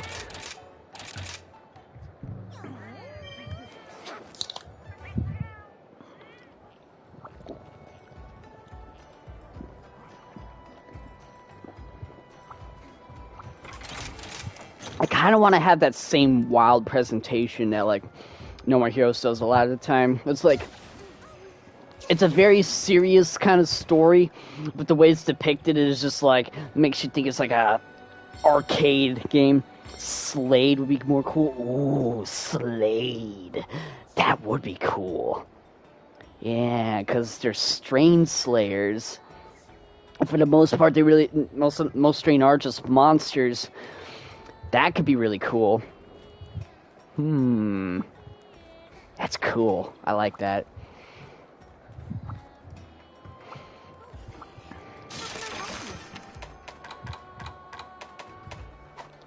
So let's try something from here. These are like... You know, it's funny, these quests here are like, quote-unquote, training missions for a specific weapon type, but you can literally play these with any weapon you want, and I find that funny.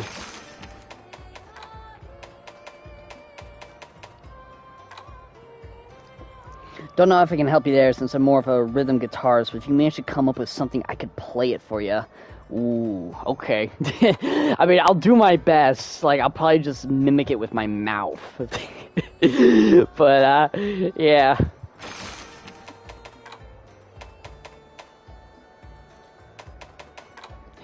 That would be sick. No pressure, of course, but yeah, that would be sick.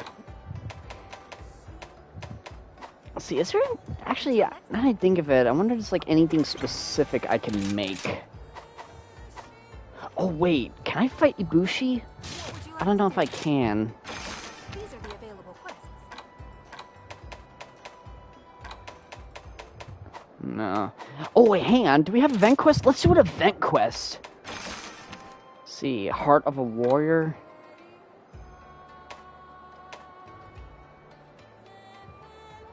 Wait. Look at this. You'll love this, Mataru. Gotta hoard fast. Let's see. Our client is a young two-tailed fox. Oh no, looks like Sonic dropped all of his rings. If you help us collect them all, I'll set you up with some materials from layered armor that'll make you look just like us. And there's an extra reward if you do it really fast. BRB? Alright, no problem, buddy. Go right ahead, I'll just do this while you're away.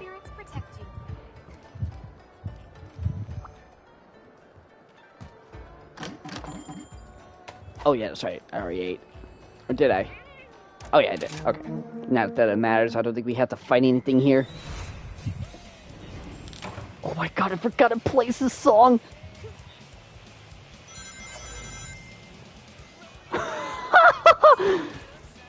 Oh shoot, I gotta find rings. Follow my rainbow.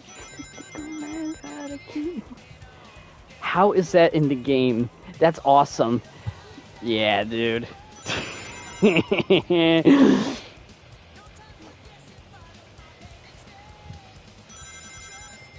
Yeah, baby. Take my lead, I'll set you free. Follow me, set me free. Who left all these golden rings around here?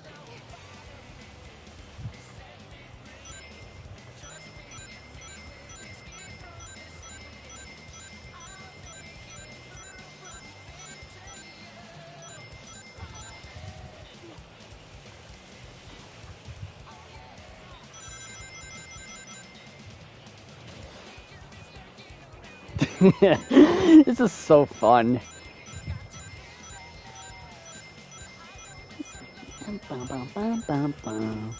No other options, only one thing to do. I don't care what lies ahead.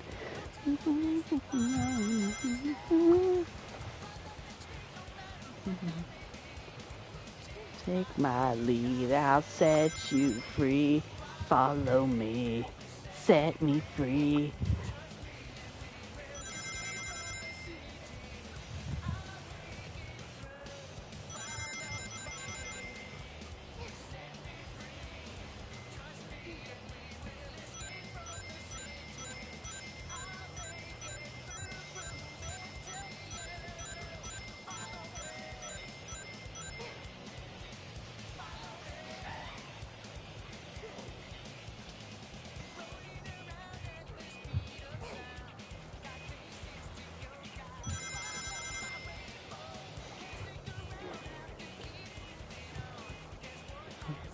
head ring, one way to find out. Nice.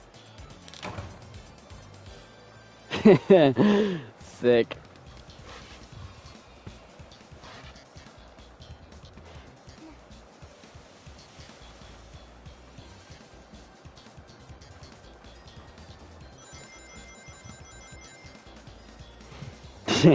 Groovy. That's the power of Monster Hunter collabs, baby. You can get away with just about anything.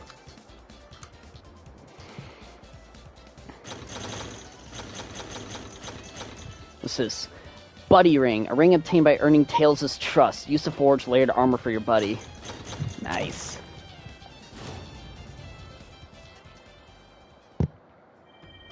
That was fun. How can I help you? Let's see. Rising Sun. Let's see. Oh, this is the Okami collab. What's this one?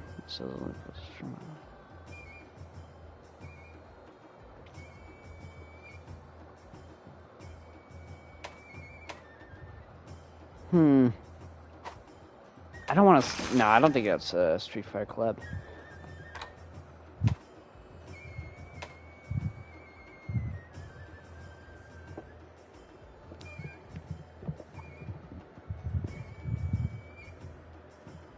Yeah, let's just do these one at a time. Just do all the high rank ones, cause yeah, why not?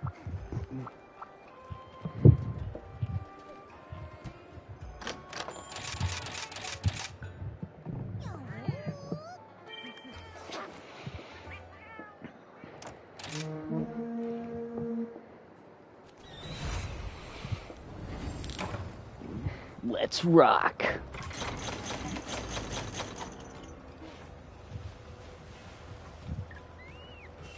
Alright, so we're hunting a Tetranodon.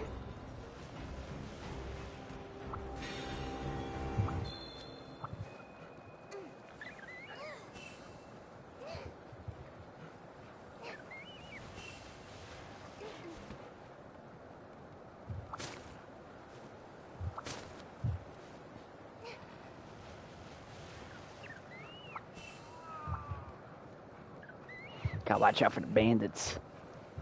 Cat bandits. Or cat burglars, maybe?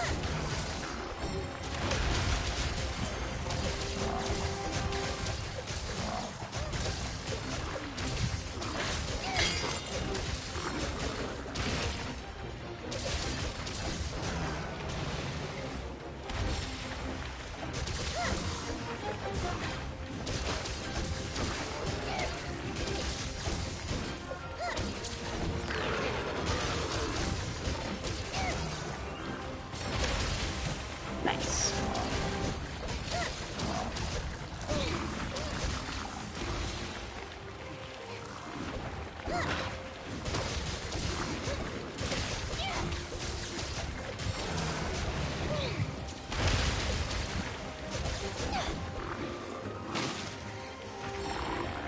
Uh-oh. Uh-oh. No, no, no, no, no, no.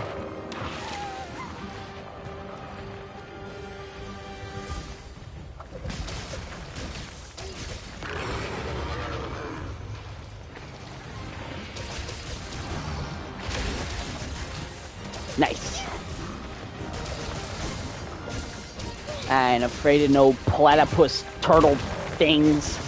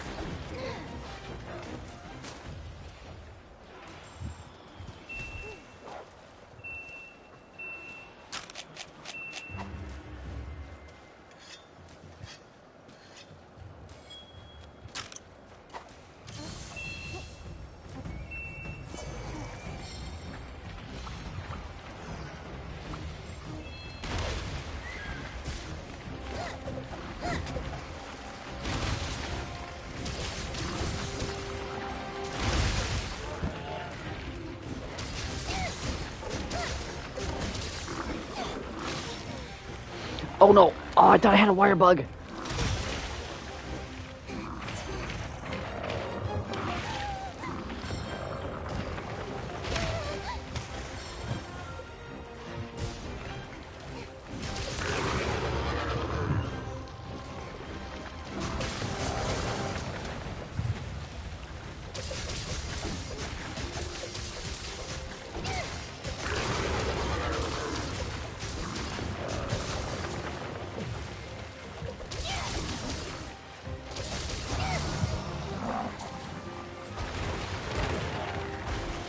Nice.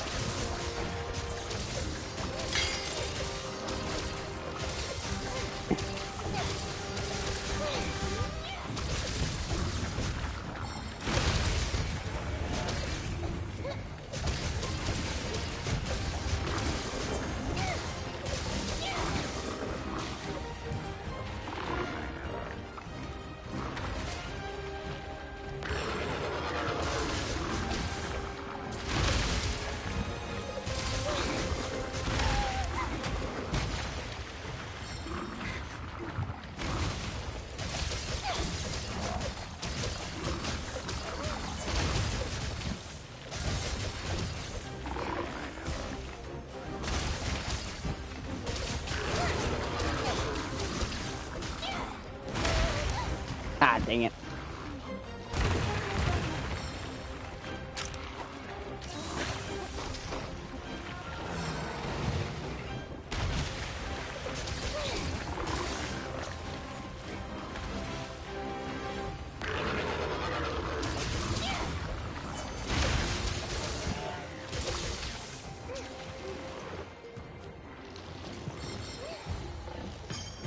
Bonk.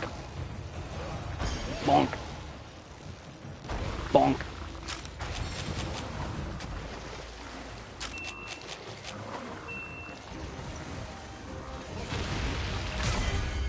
Nice.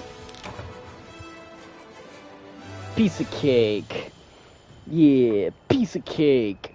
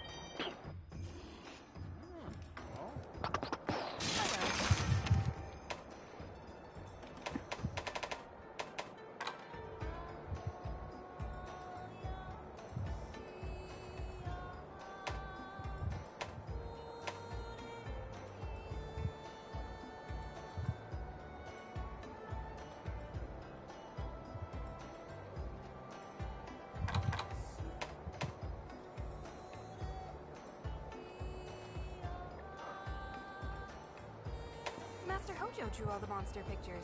Aren't they great? I'm trying to learn as well, but it's very hard.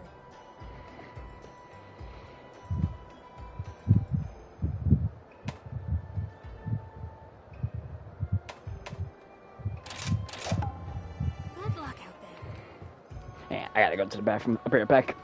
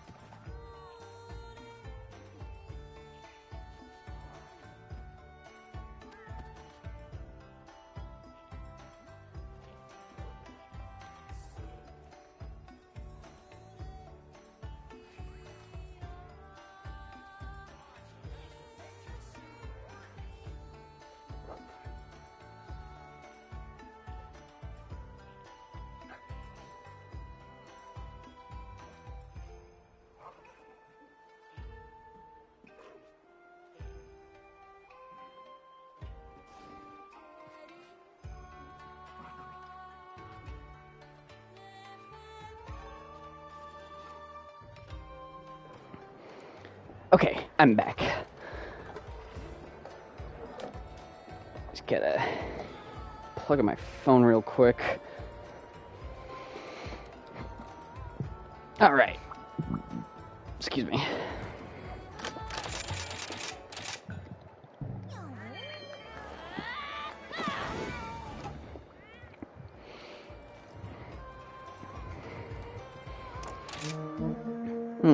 Thinking about it, I wonder if that Metal Gear monster they add into Monster Hunter is like canon in the world of Monster Hunter.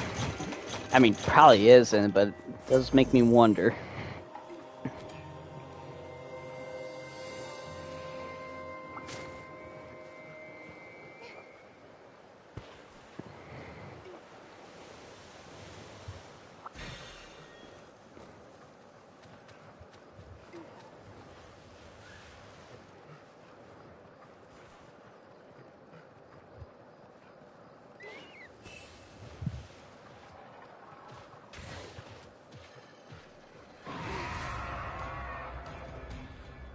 Come here, big boy.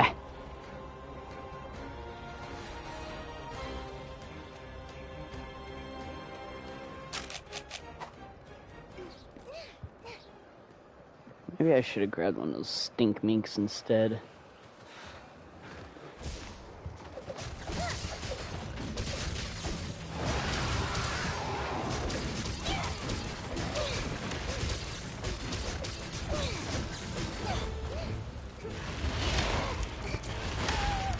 Ah, shoot.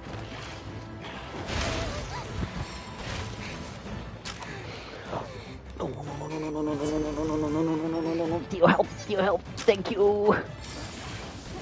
That was close.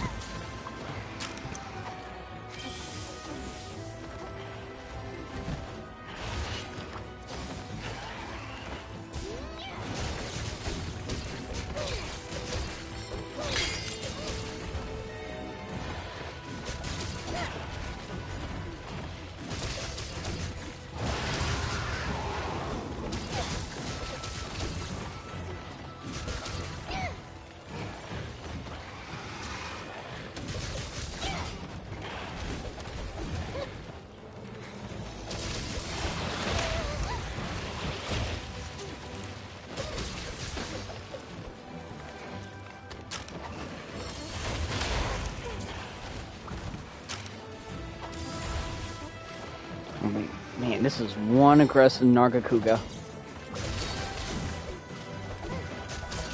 Probably because I made him angry, but still.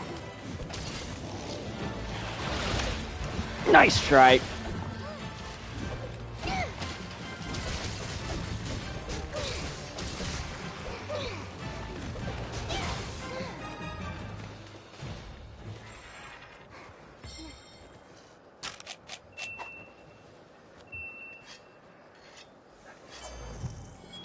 Hang on, I just remembered something. There's a bird up here.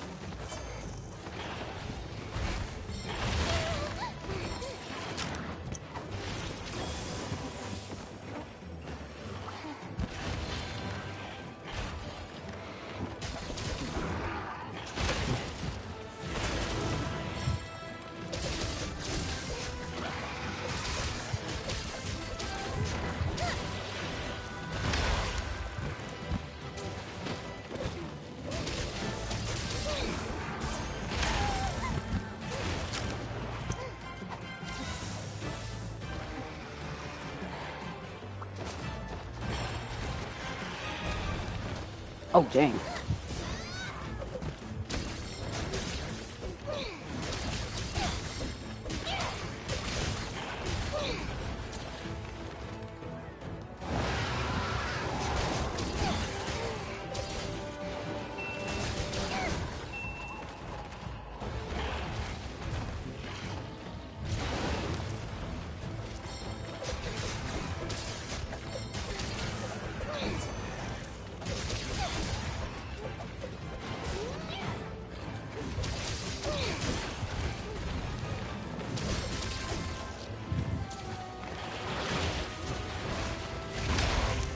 Ah, dang it.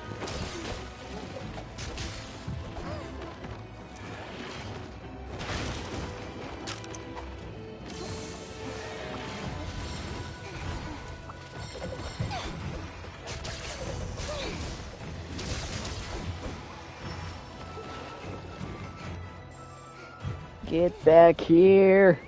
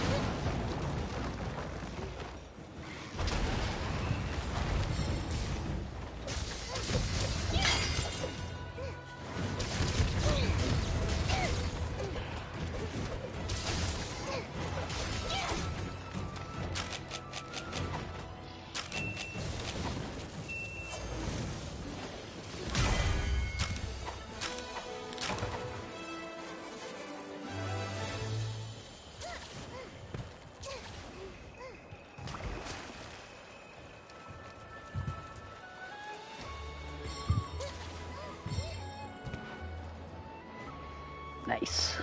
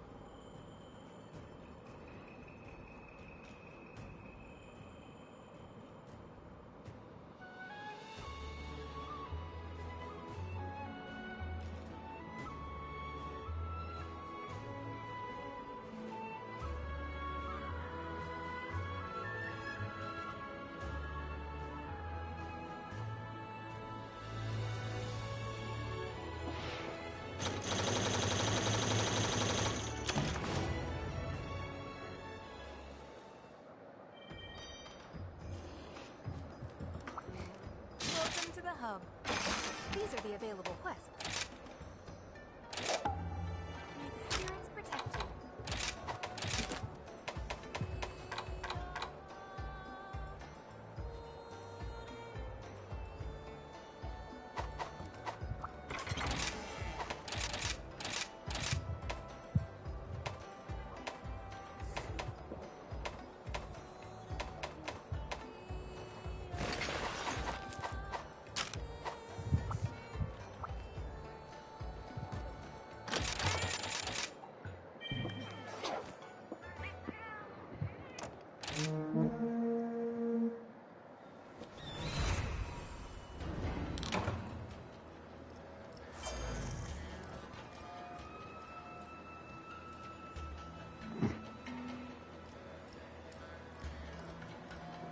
All right.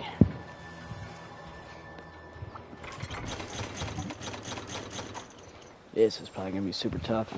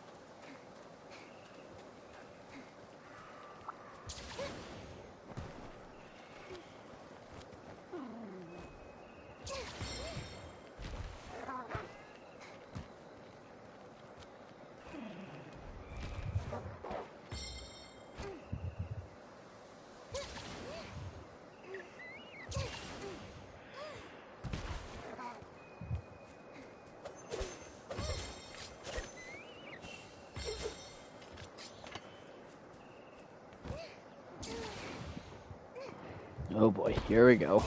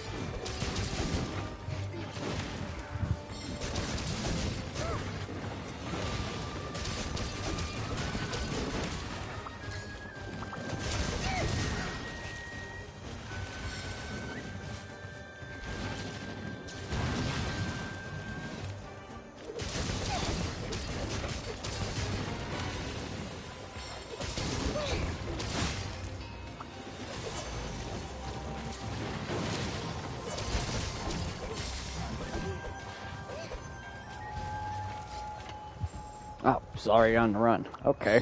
I think he's scared of me. No.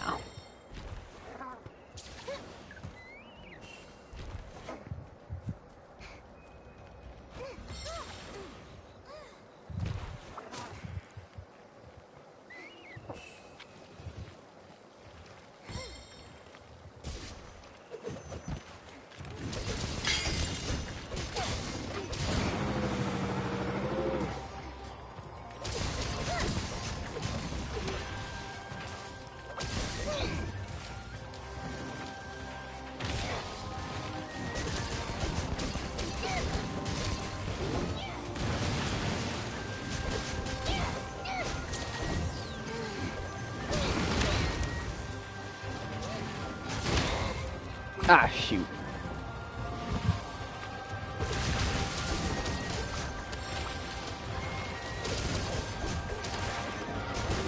Oh, nice.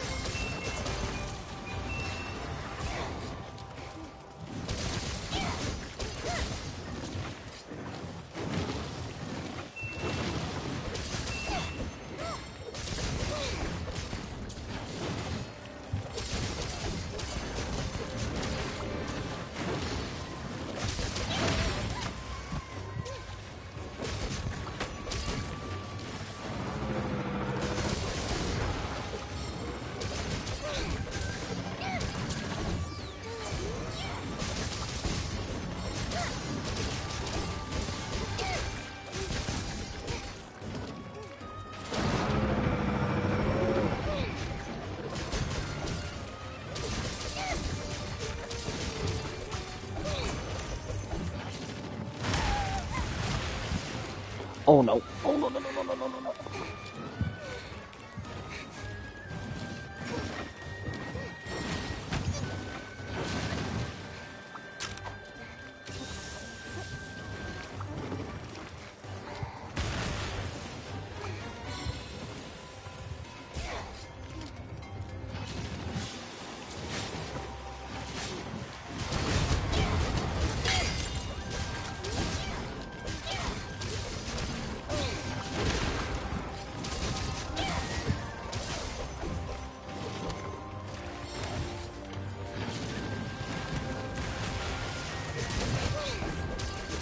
Nice.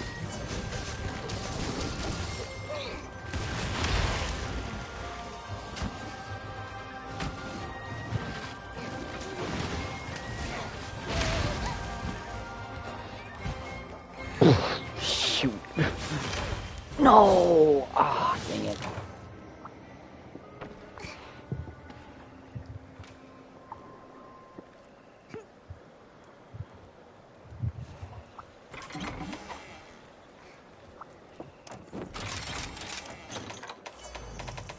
Oh wait, I don't think. Nah, traps probably won't even work on this guy.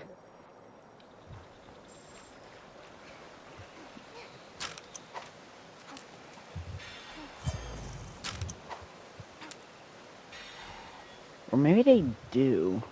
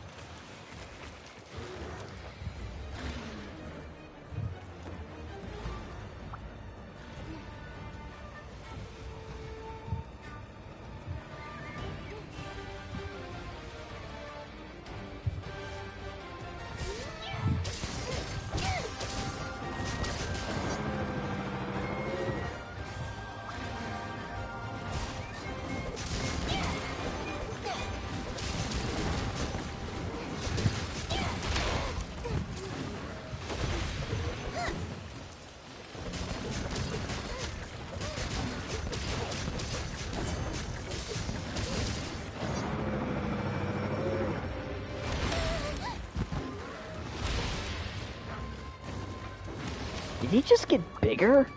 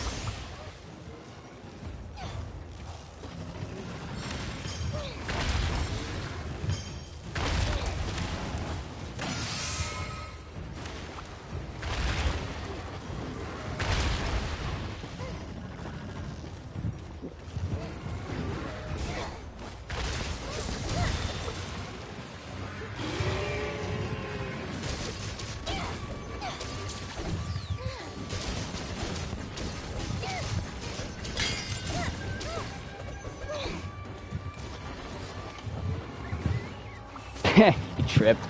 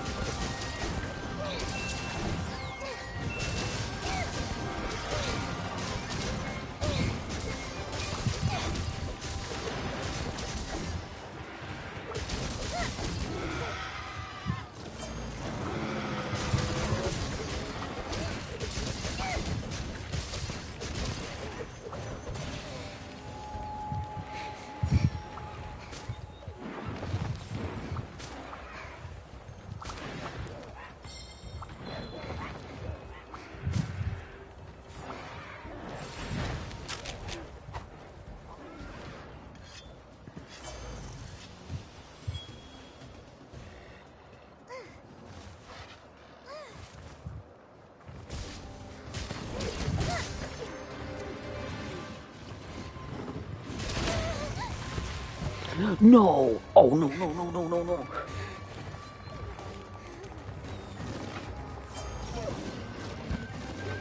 Oh, shoot. Oh, that was close.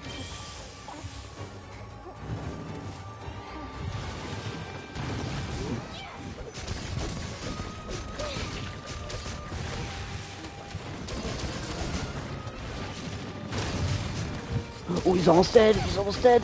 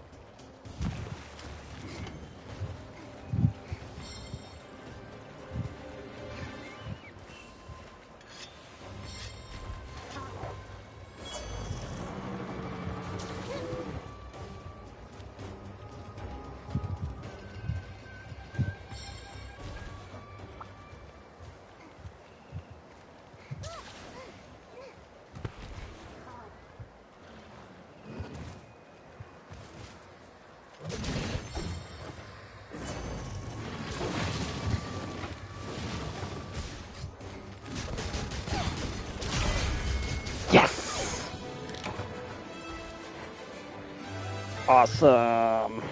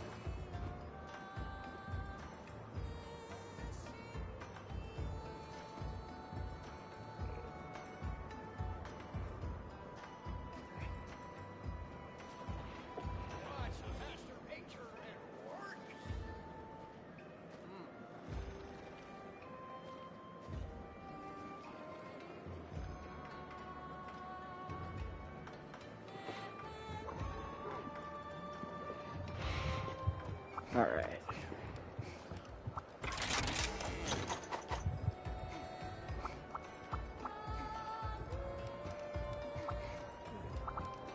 I got everything you need.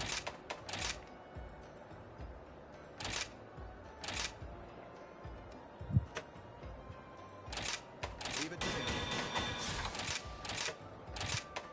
Excellent. Oops. Oh crap, that's not what I meant to do. Piece of cake. Leave it to me. Piece of cake.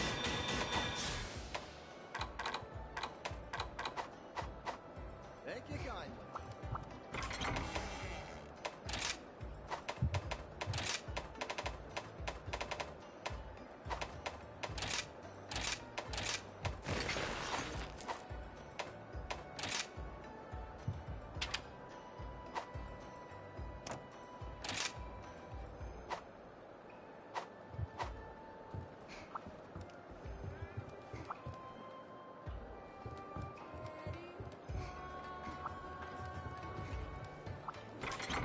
I'm curious, what if I color this?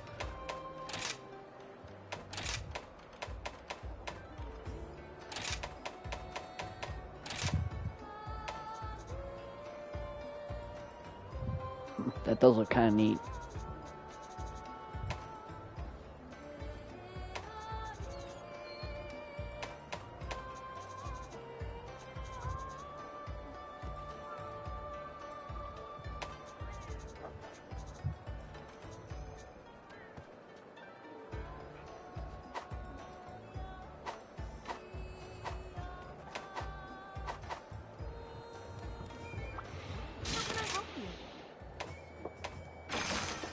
Alright, who's next?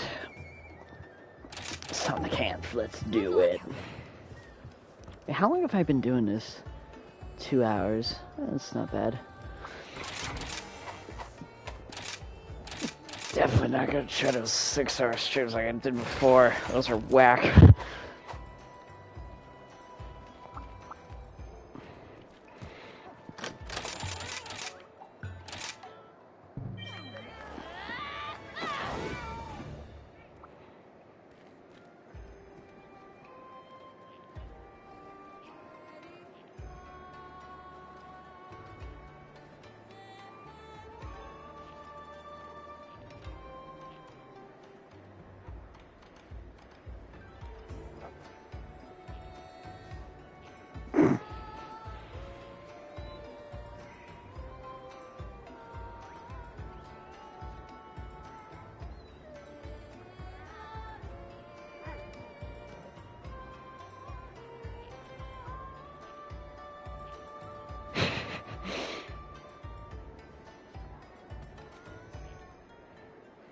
I'm glad that post I made about the atomic heart robot hitting the Family Guy death pose is catching on.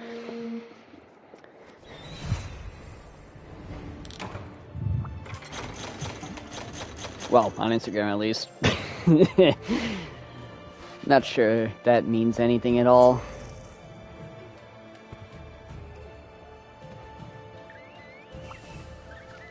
What was that? Oh yeah, Sam the Kent. Yeah.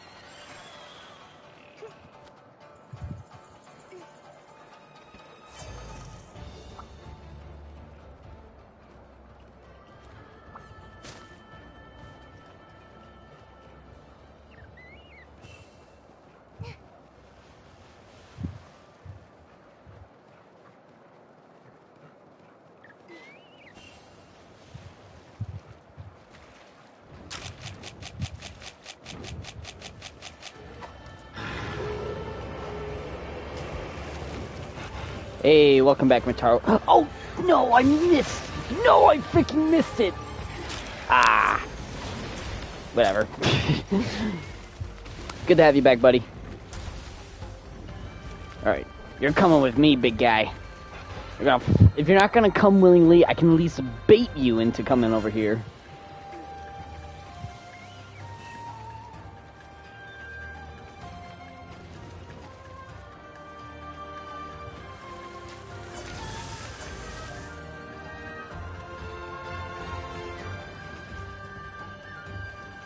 You know that post I made today, Mataro, of the robot hitting the Family Guy death pose and atomic heart? Yeah, it's really catching on my Instagram account at least.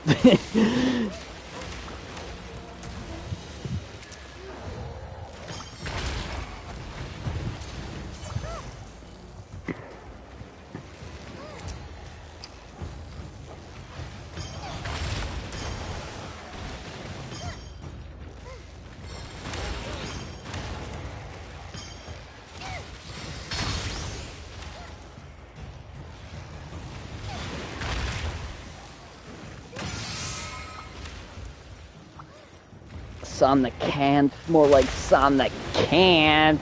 Ayo.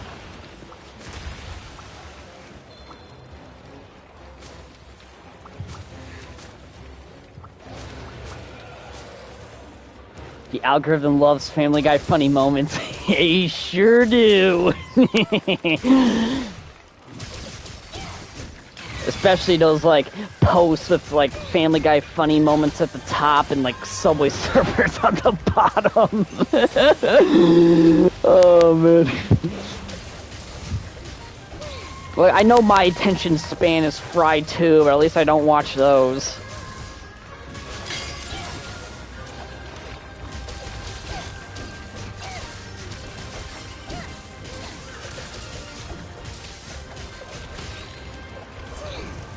Yeah, it is funny how perfect that robot landed in the game.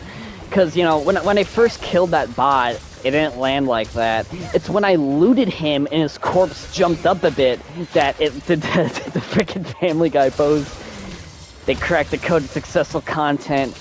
Oh my god, you're right.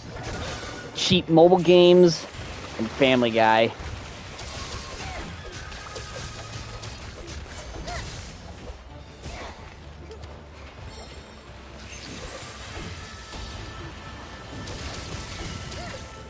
Yeah, it's probably like, it's kind of mole games that's like endless runner type thing. Uh-oh. Oh, dang. Got downed. Cool. Either like an endless runner or something like bright and colorful, like a knife flying through like lots of rainbow colored objects. Crap like that.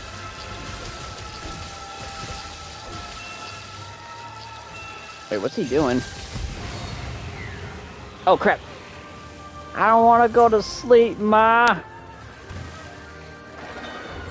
Ah, wake up, wake up, wake up, wake up. Oh, that didn't even hit that hard. We're gonna have to try a lot more than that. Slimy cretin.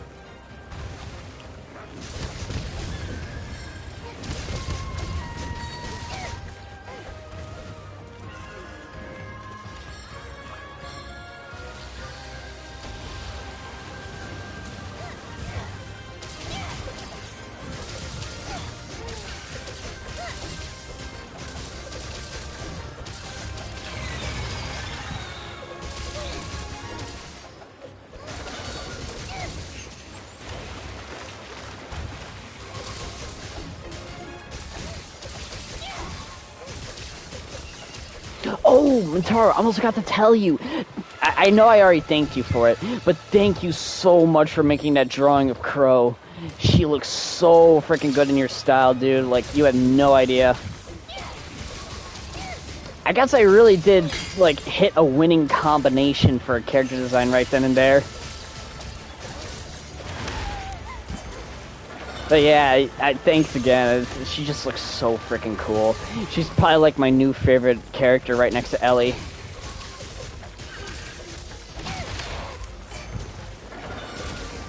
My internet is dying, dang. Aw, shoot, that sucks.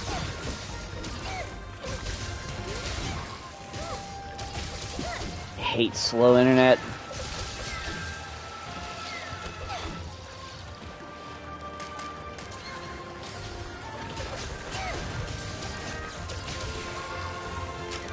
Capture time? Capture time.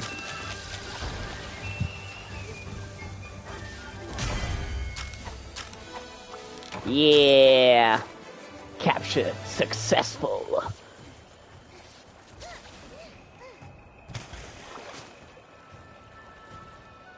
Yeah, piece of cake.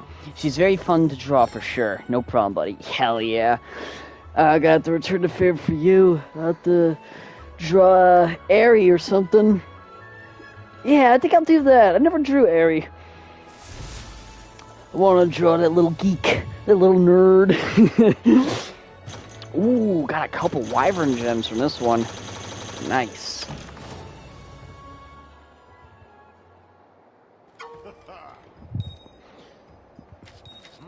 Oh, hey, is this the true final boss of the game? Or for the base game, at least?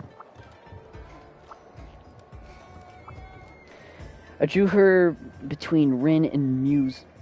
I drew her between Rin from Muse Dash and Junie, and somehow Crow fits nicely between them. Nice! What would you like to do? I could see that. Also, oh dang, this is like the true final boss. Cool. Alright. I guess we're gonna see me beat the base game story at least. But, I forgot what I was gonna say. Oh yeah, I'm sure this was also unintentional, but the way you drew her ponytail in that picture almost looks like a bird's tail. And honestly, that's really freaking cool. I think that goes together really well.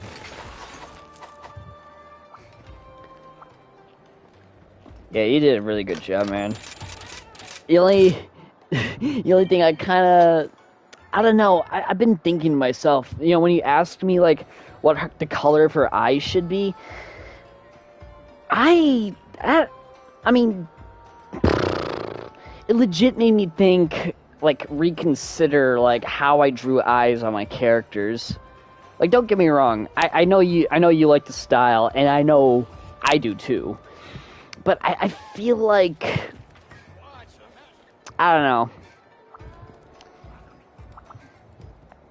I feel like I should try to put more details into the eyes. I mean, I mean, back then, I used to literally just draw dots, and that was it. Like, just a dot. Then I started putting out, like, the eyelashes for female characters, and I'd put it on the shine, and then the eyebrows, because for some reason I just never put on eyebrows on my characters. But I don't know. This kind of got me thinking a bit. I'm not, like, saying I'm gonna do, like, a complete style change. I'm pretty happy with my, like, overall vibe, but still, it just kind of got me thinking, you know?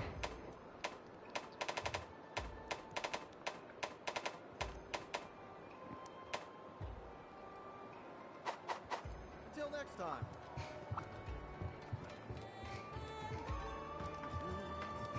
Yeah, hang on, I'm gonna do a quick Google. I'll try to, I'm curious who Rin from Muse Dash looks like. Rin Muse Dash. Oh my god! Oh my god, she looks really freaking cool. What the heck? She's freaking adorable. I love her.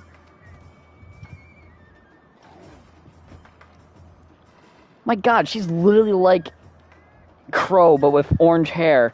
I love that.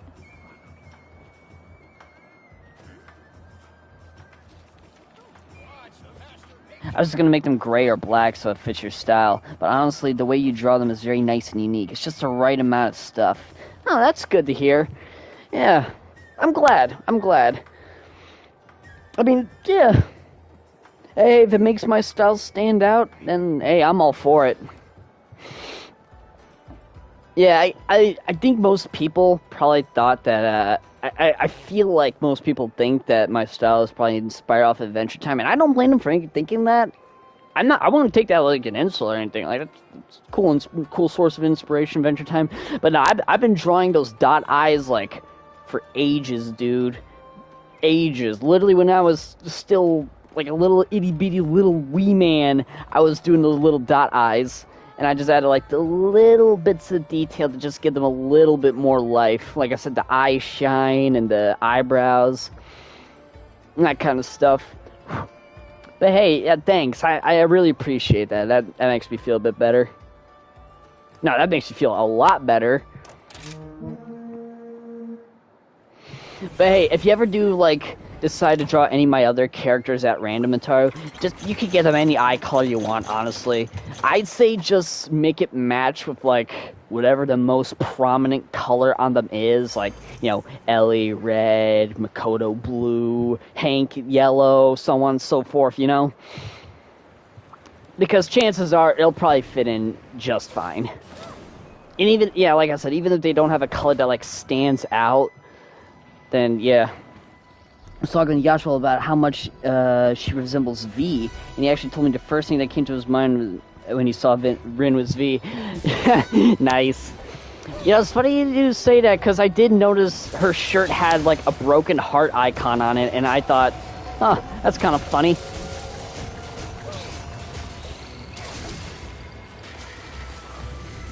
So, yeah, I thought that was kind of neat, the broken heart icon, and the whole punk look, and yeah.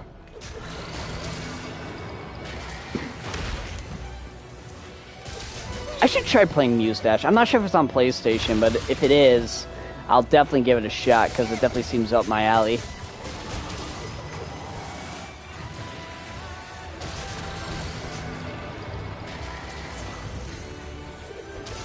Your way of drawing eyes makes me nostalgic of how I used to draw. Oh, really?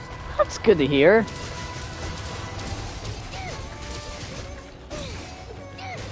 I'm glad it gives you, like, a sense of nostalgia. I think that is, like, probably why. I think that's a good way of, like, describing my styles. Like, it's kind of reminiscent, just like cartoons, like Saturday morning cartoons, and how fun they can be. I mean, I know, like, some of the themes of my story are far from fun, you know, considering the strain is, like, zombie virus on steroids, but I'd say there can still be some fun involved in it. I mean, hell, it could be like Avatar, like The Last Airbender. A fun, goofy, like, it could be a serious story, but with some fun, goofy undertones on it to try to, like, lighten the mood most of the time. But when it gets serious, you know it gets serious. My problem is to pick a color that either contrasts or is the same as the hair. Yeah, that works. Yeah, that totally works. Yeah, I just stick with like 1 or 2 colors when I'm making a character. Just go like, oh yeah, this will be this character's like primary color. It'll be in their hair, it'll be in their eyes, it'll be in their weapons, weapon or weapons, depending on the character. Speaking of which, I can't wait to get to drawing my Doom-inspired character, because that's going to be fun. Like, I'm going to have a couple dudes. One guy will be based off of my Doom 2016 multiplayer character, and the other dude will be loosely based off the Doomslayer and Doom Eternal. So that's going to be fun. Exactly, just like good old cartoons. Exactly. I love that kind of stuff.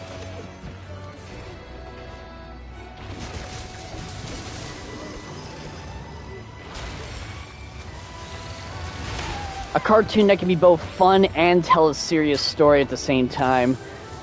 Just remind you that cartoons aren't just strictly for kids. It's something that anyone can enjoy.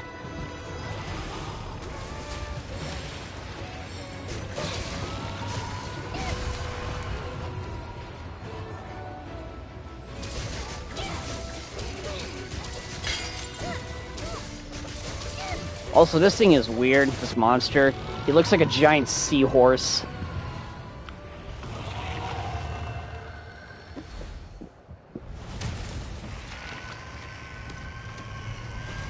I banish thee!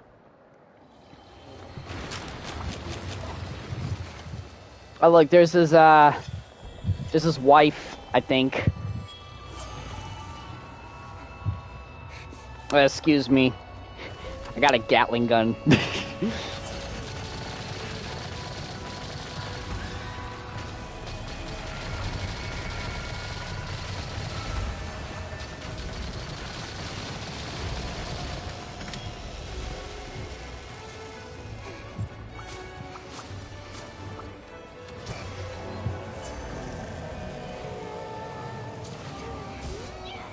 Alright, now I remember fighting Narwa here on the Switch. She is very tough to kill, but I have a good idea on how she fights, so I think I can pull this off.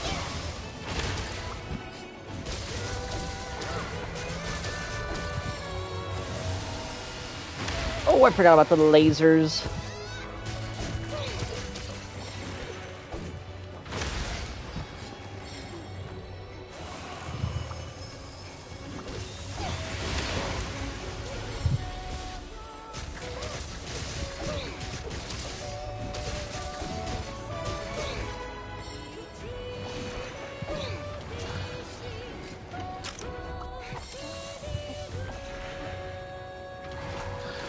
Remember, we're doing this because we're environmentalists. We care about the environment.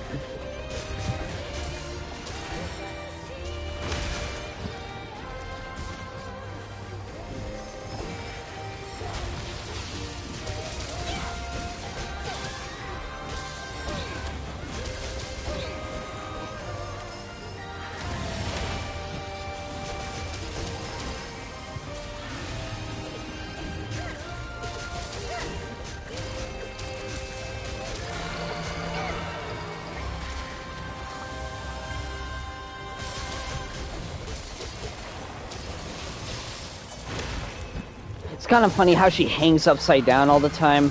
Just makes it really, really easy for me to hit her head. Oh, shoot.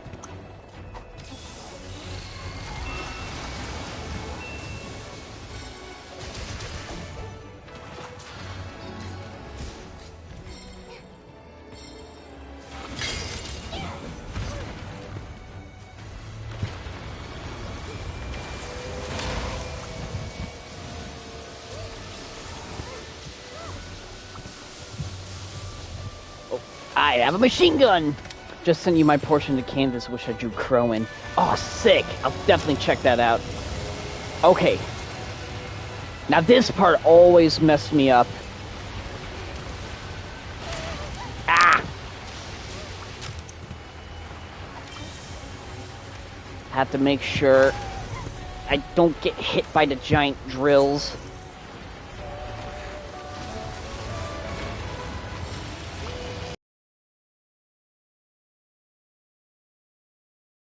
But the trick with that part is to get into the center of the map after that electric orb disappears. Because you'll be safe there and you can have a chance to hit Narwa. Look at me, I'm like a little saw blade.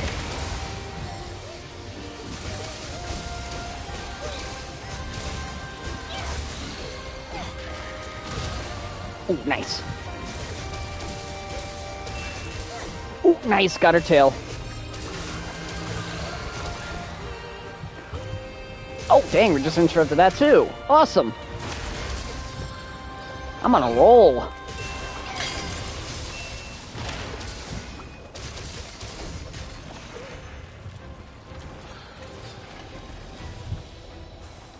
Maybe I can sharpen. Oh, okay, I know what she's doing here. If I stay directly underneath her, I should be safe. Oh, nope. I was just a bit off. That's alright, at least I'm not dead.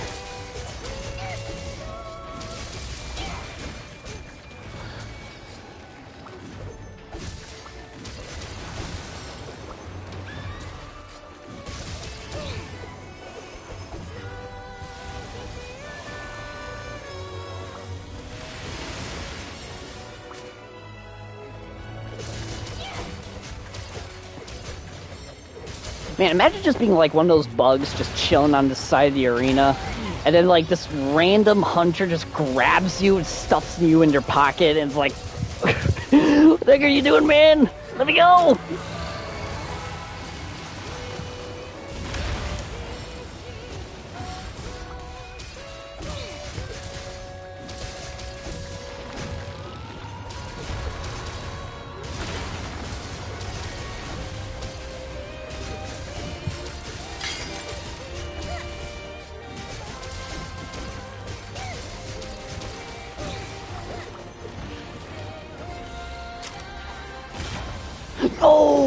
Oh, shoot, I should have rolled. I should have healed first. Ah, dang, I got greedy.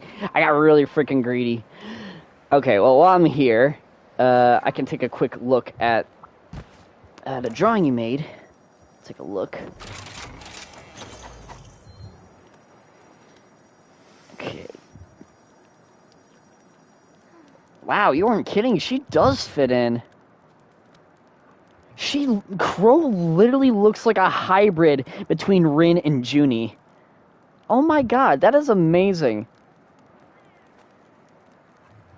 Man, I must have really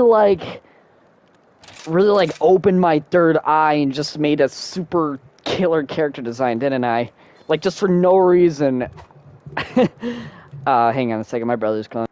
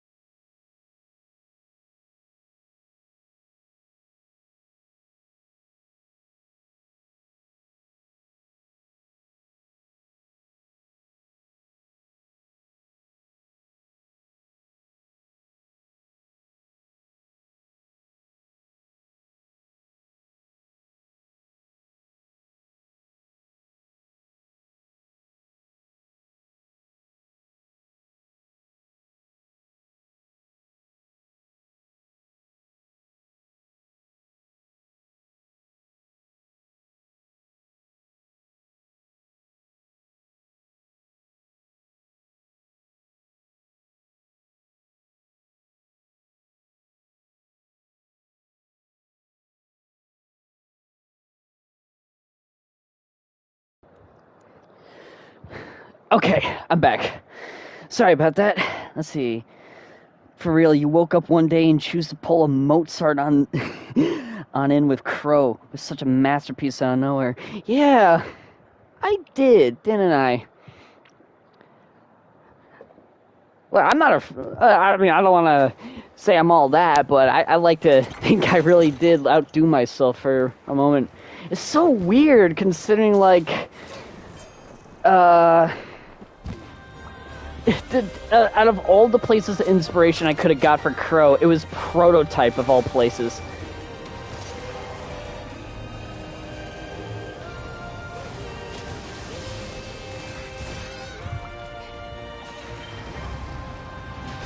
Oh, hey, we have a friend coming in.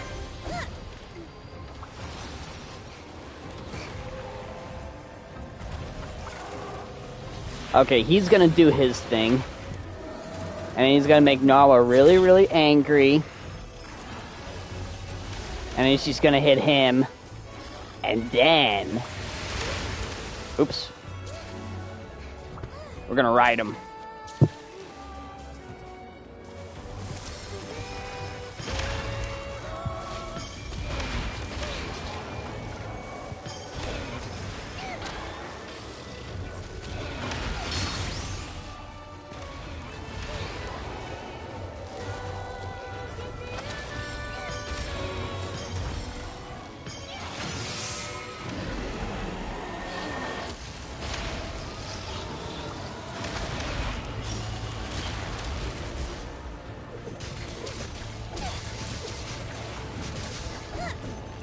Oh, you hear that music? That's my theme song.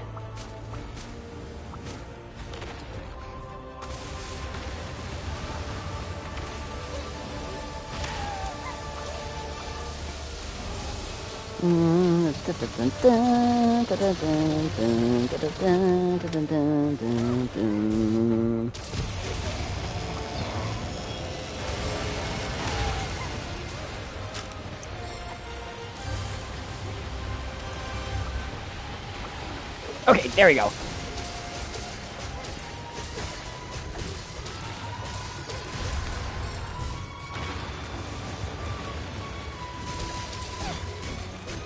I'm stuck down here. That's alright. I can make this work. I can make this work.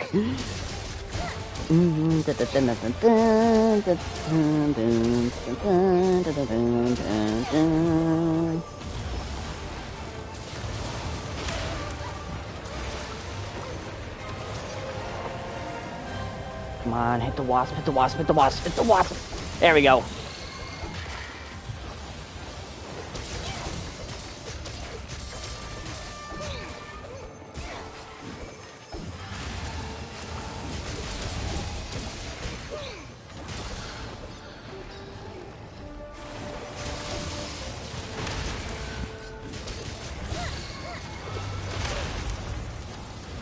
Oh, shoot.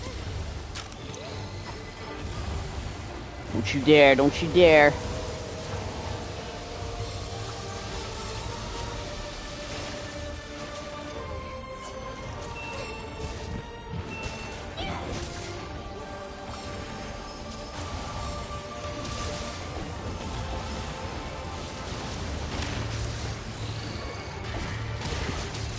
Ooh.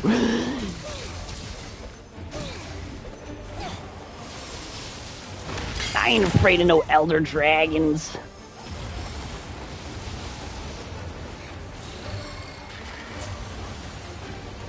Alright, don't get greedy, Josh. Don't get greedy. Freaking heal. I'm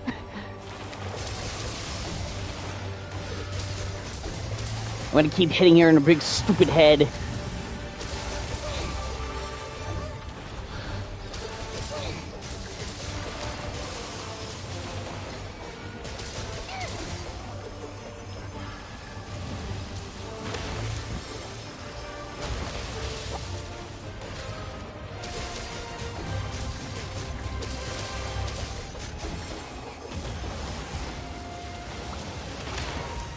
Oh, crap.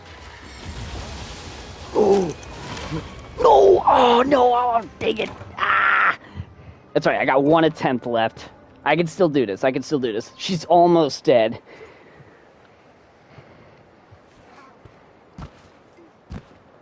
Oops. I don't know why I had trouble trying to get into the tent. Out of all the things that I can do in this game, getting into a tent is the hardest thing to do.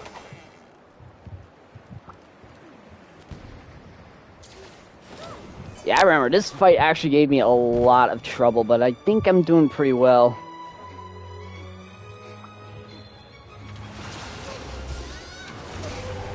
Oops.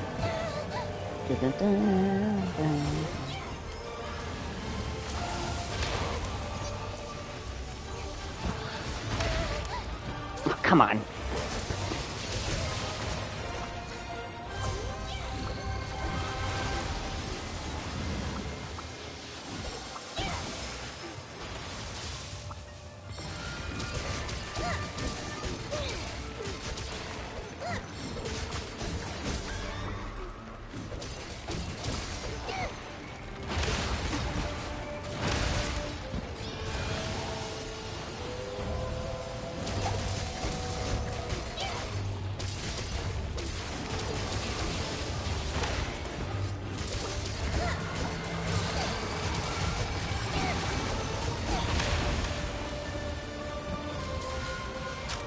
Wow, that actually would have killed me if it weren't for that turtle. Holy crap.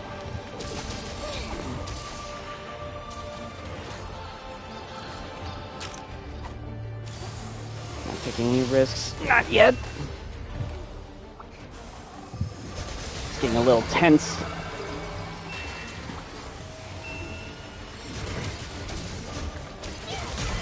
Yeah! Woo! We did it. We did it. We did it. First try, baby. First try. At least on my story mode. I already kind of did this fight with some friends on their game, but still. First try.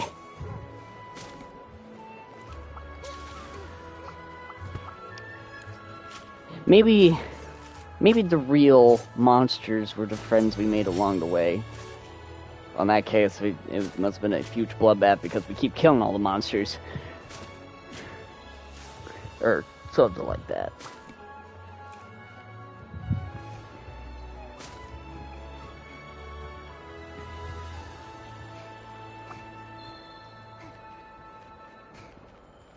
Moral of the story, if you're a monster, just don't exist because they're gonna find you. The Hunters of Chimera will find you, and they will kill you. Let's go! Yes! Thank you, Mataru. Oh, sweet, look at that. Orb of Origin. Hell yeah. Wow, that's monstrous. Hey man, I don't make the rules. That's just how nature is. Yay, we did it. Okay, bye.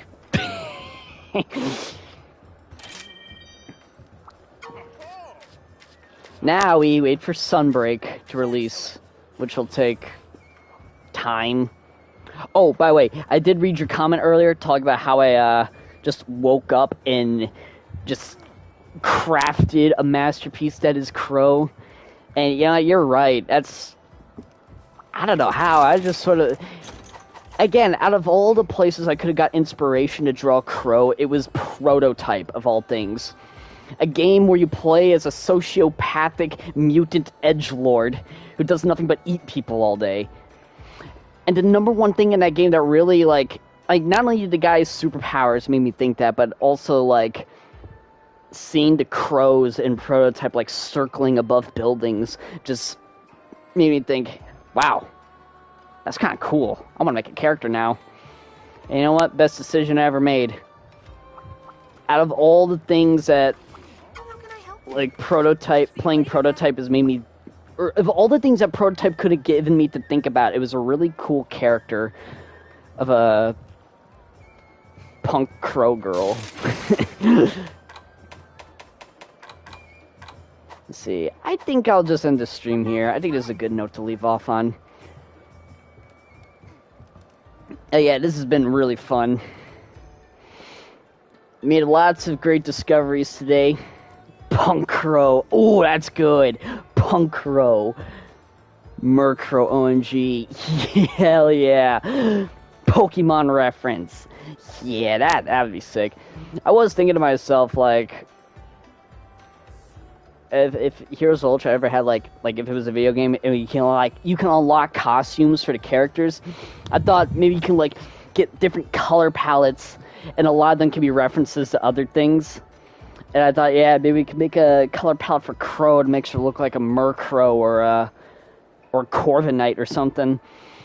And I also had an idea, like, what if you could give her a color palette that makes her look like Fischl from Genshin, like, give her blonde hair and make Robert glow a bright purple or something.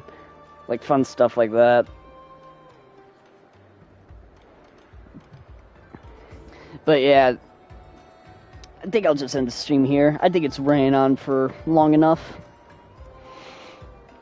Thanks for joining me, buddy. It means a lot, and it has been a ton of fun. And I hope you had fun, too. And yeah, it was very nice, yes. Yeah, I should try to definitely do more streams like this early in the day, as opposed to super late at night. Because, you know, sometimes we gotta sleep. Sometimes.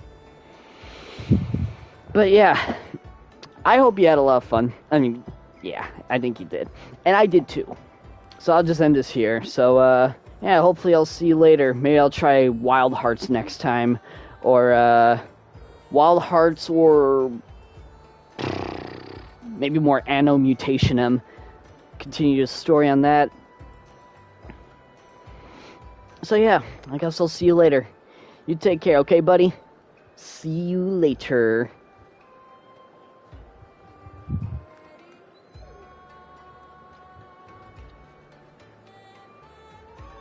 See ya, buddy. Yeah, see you later.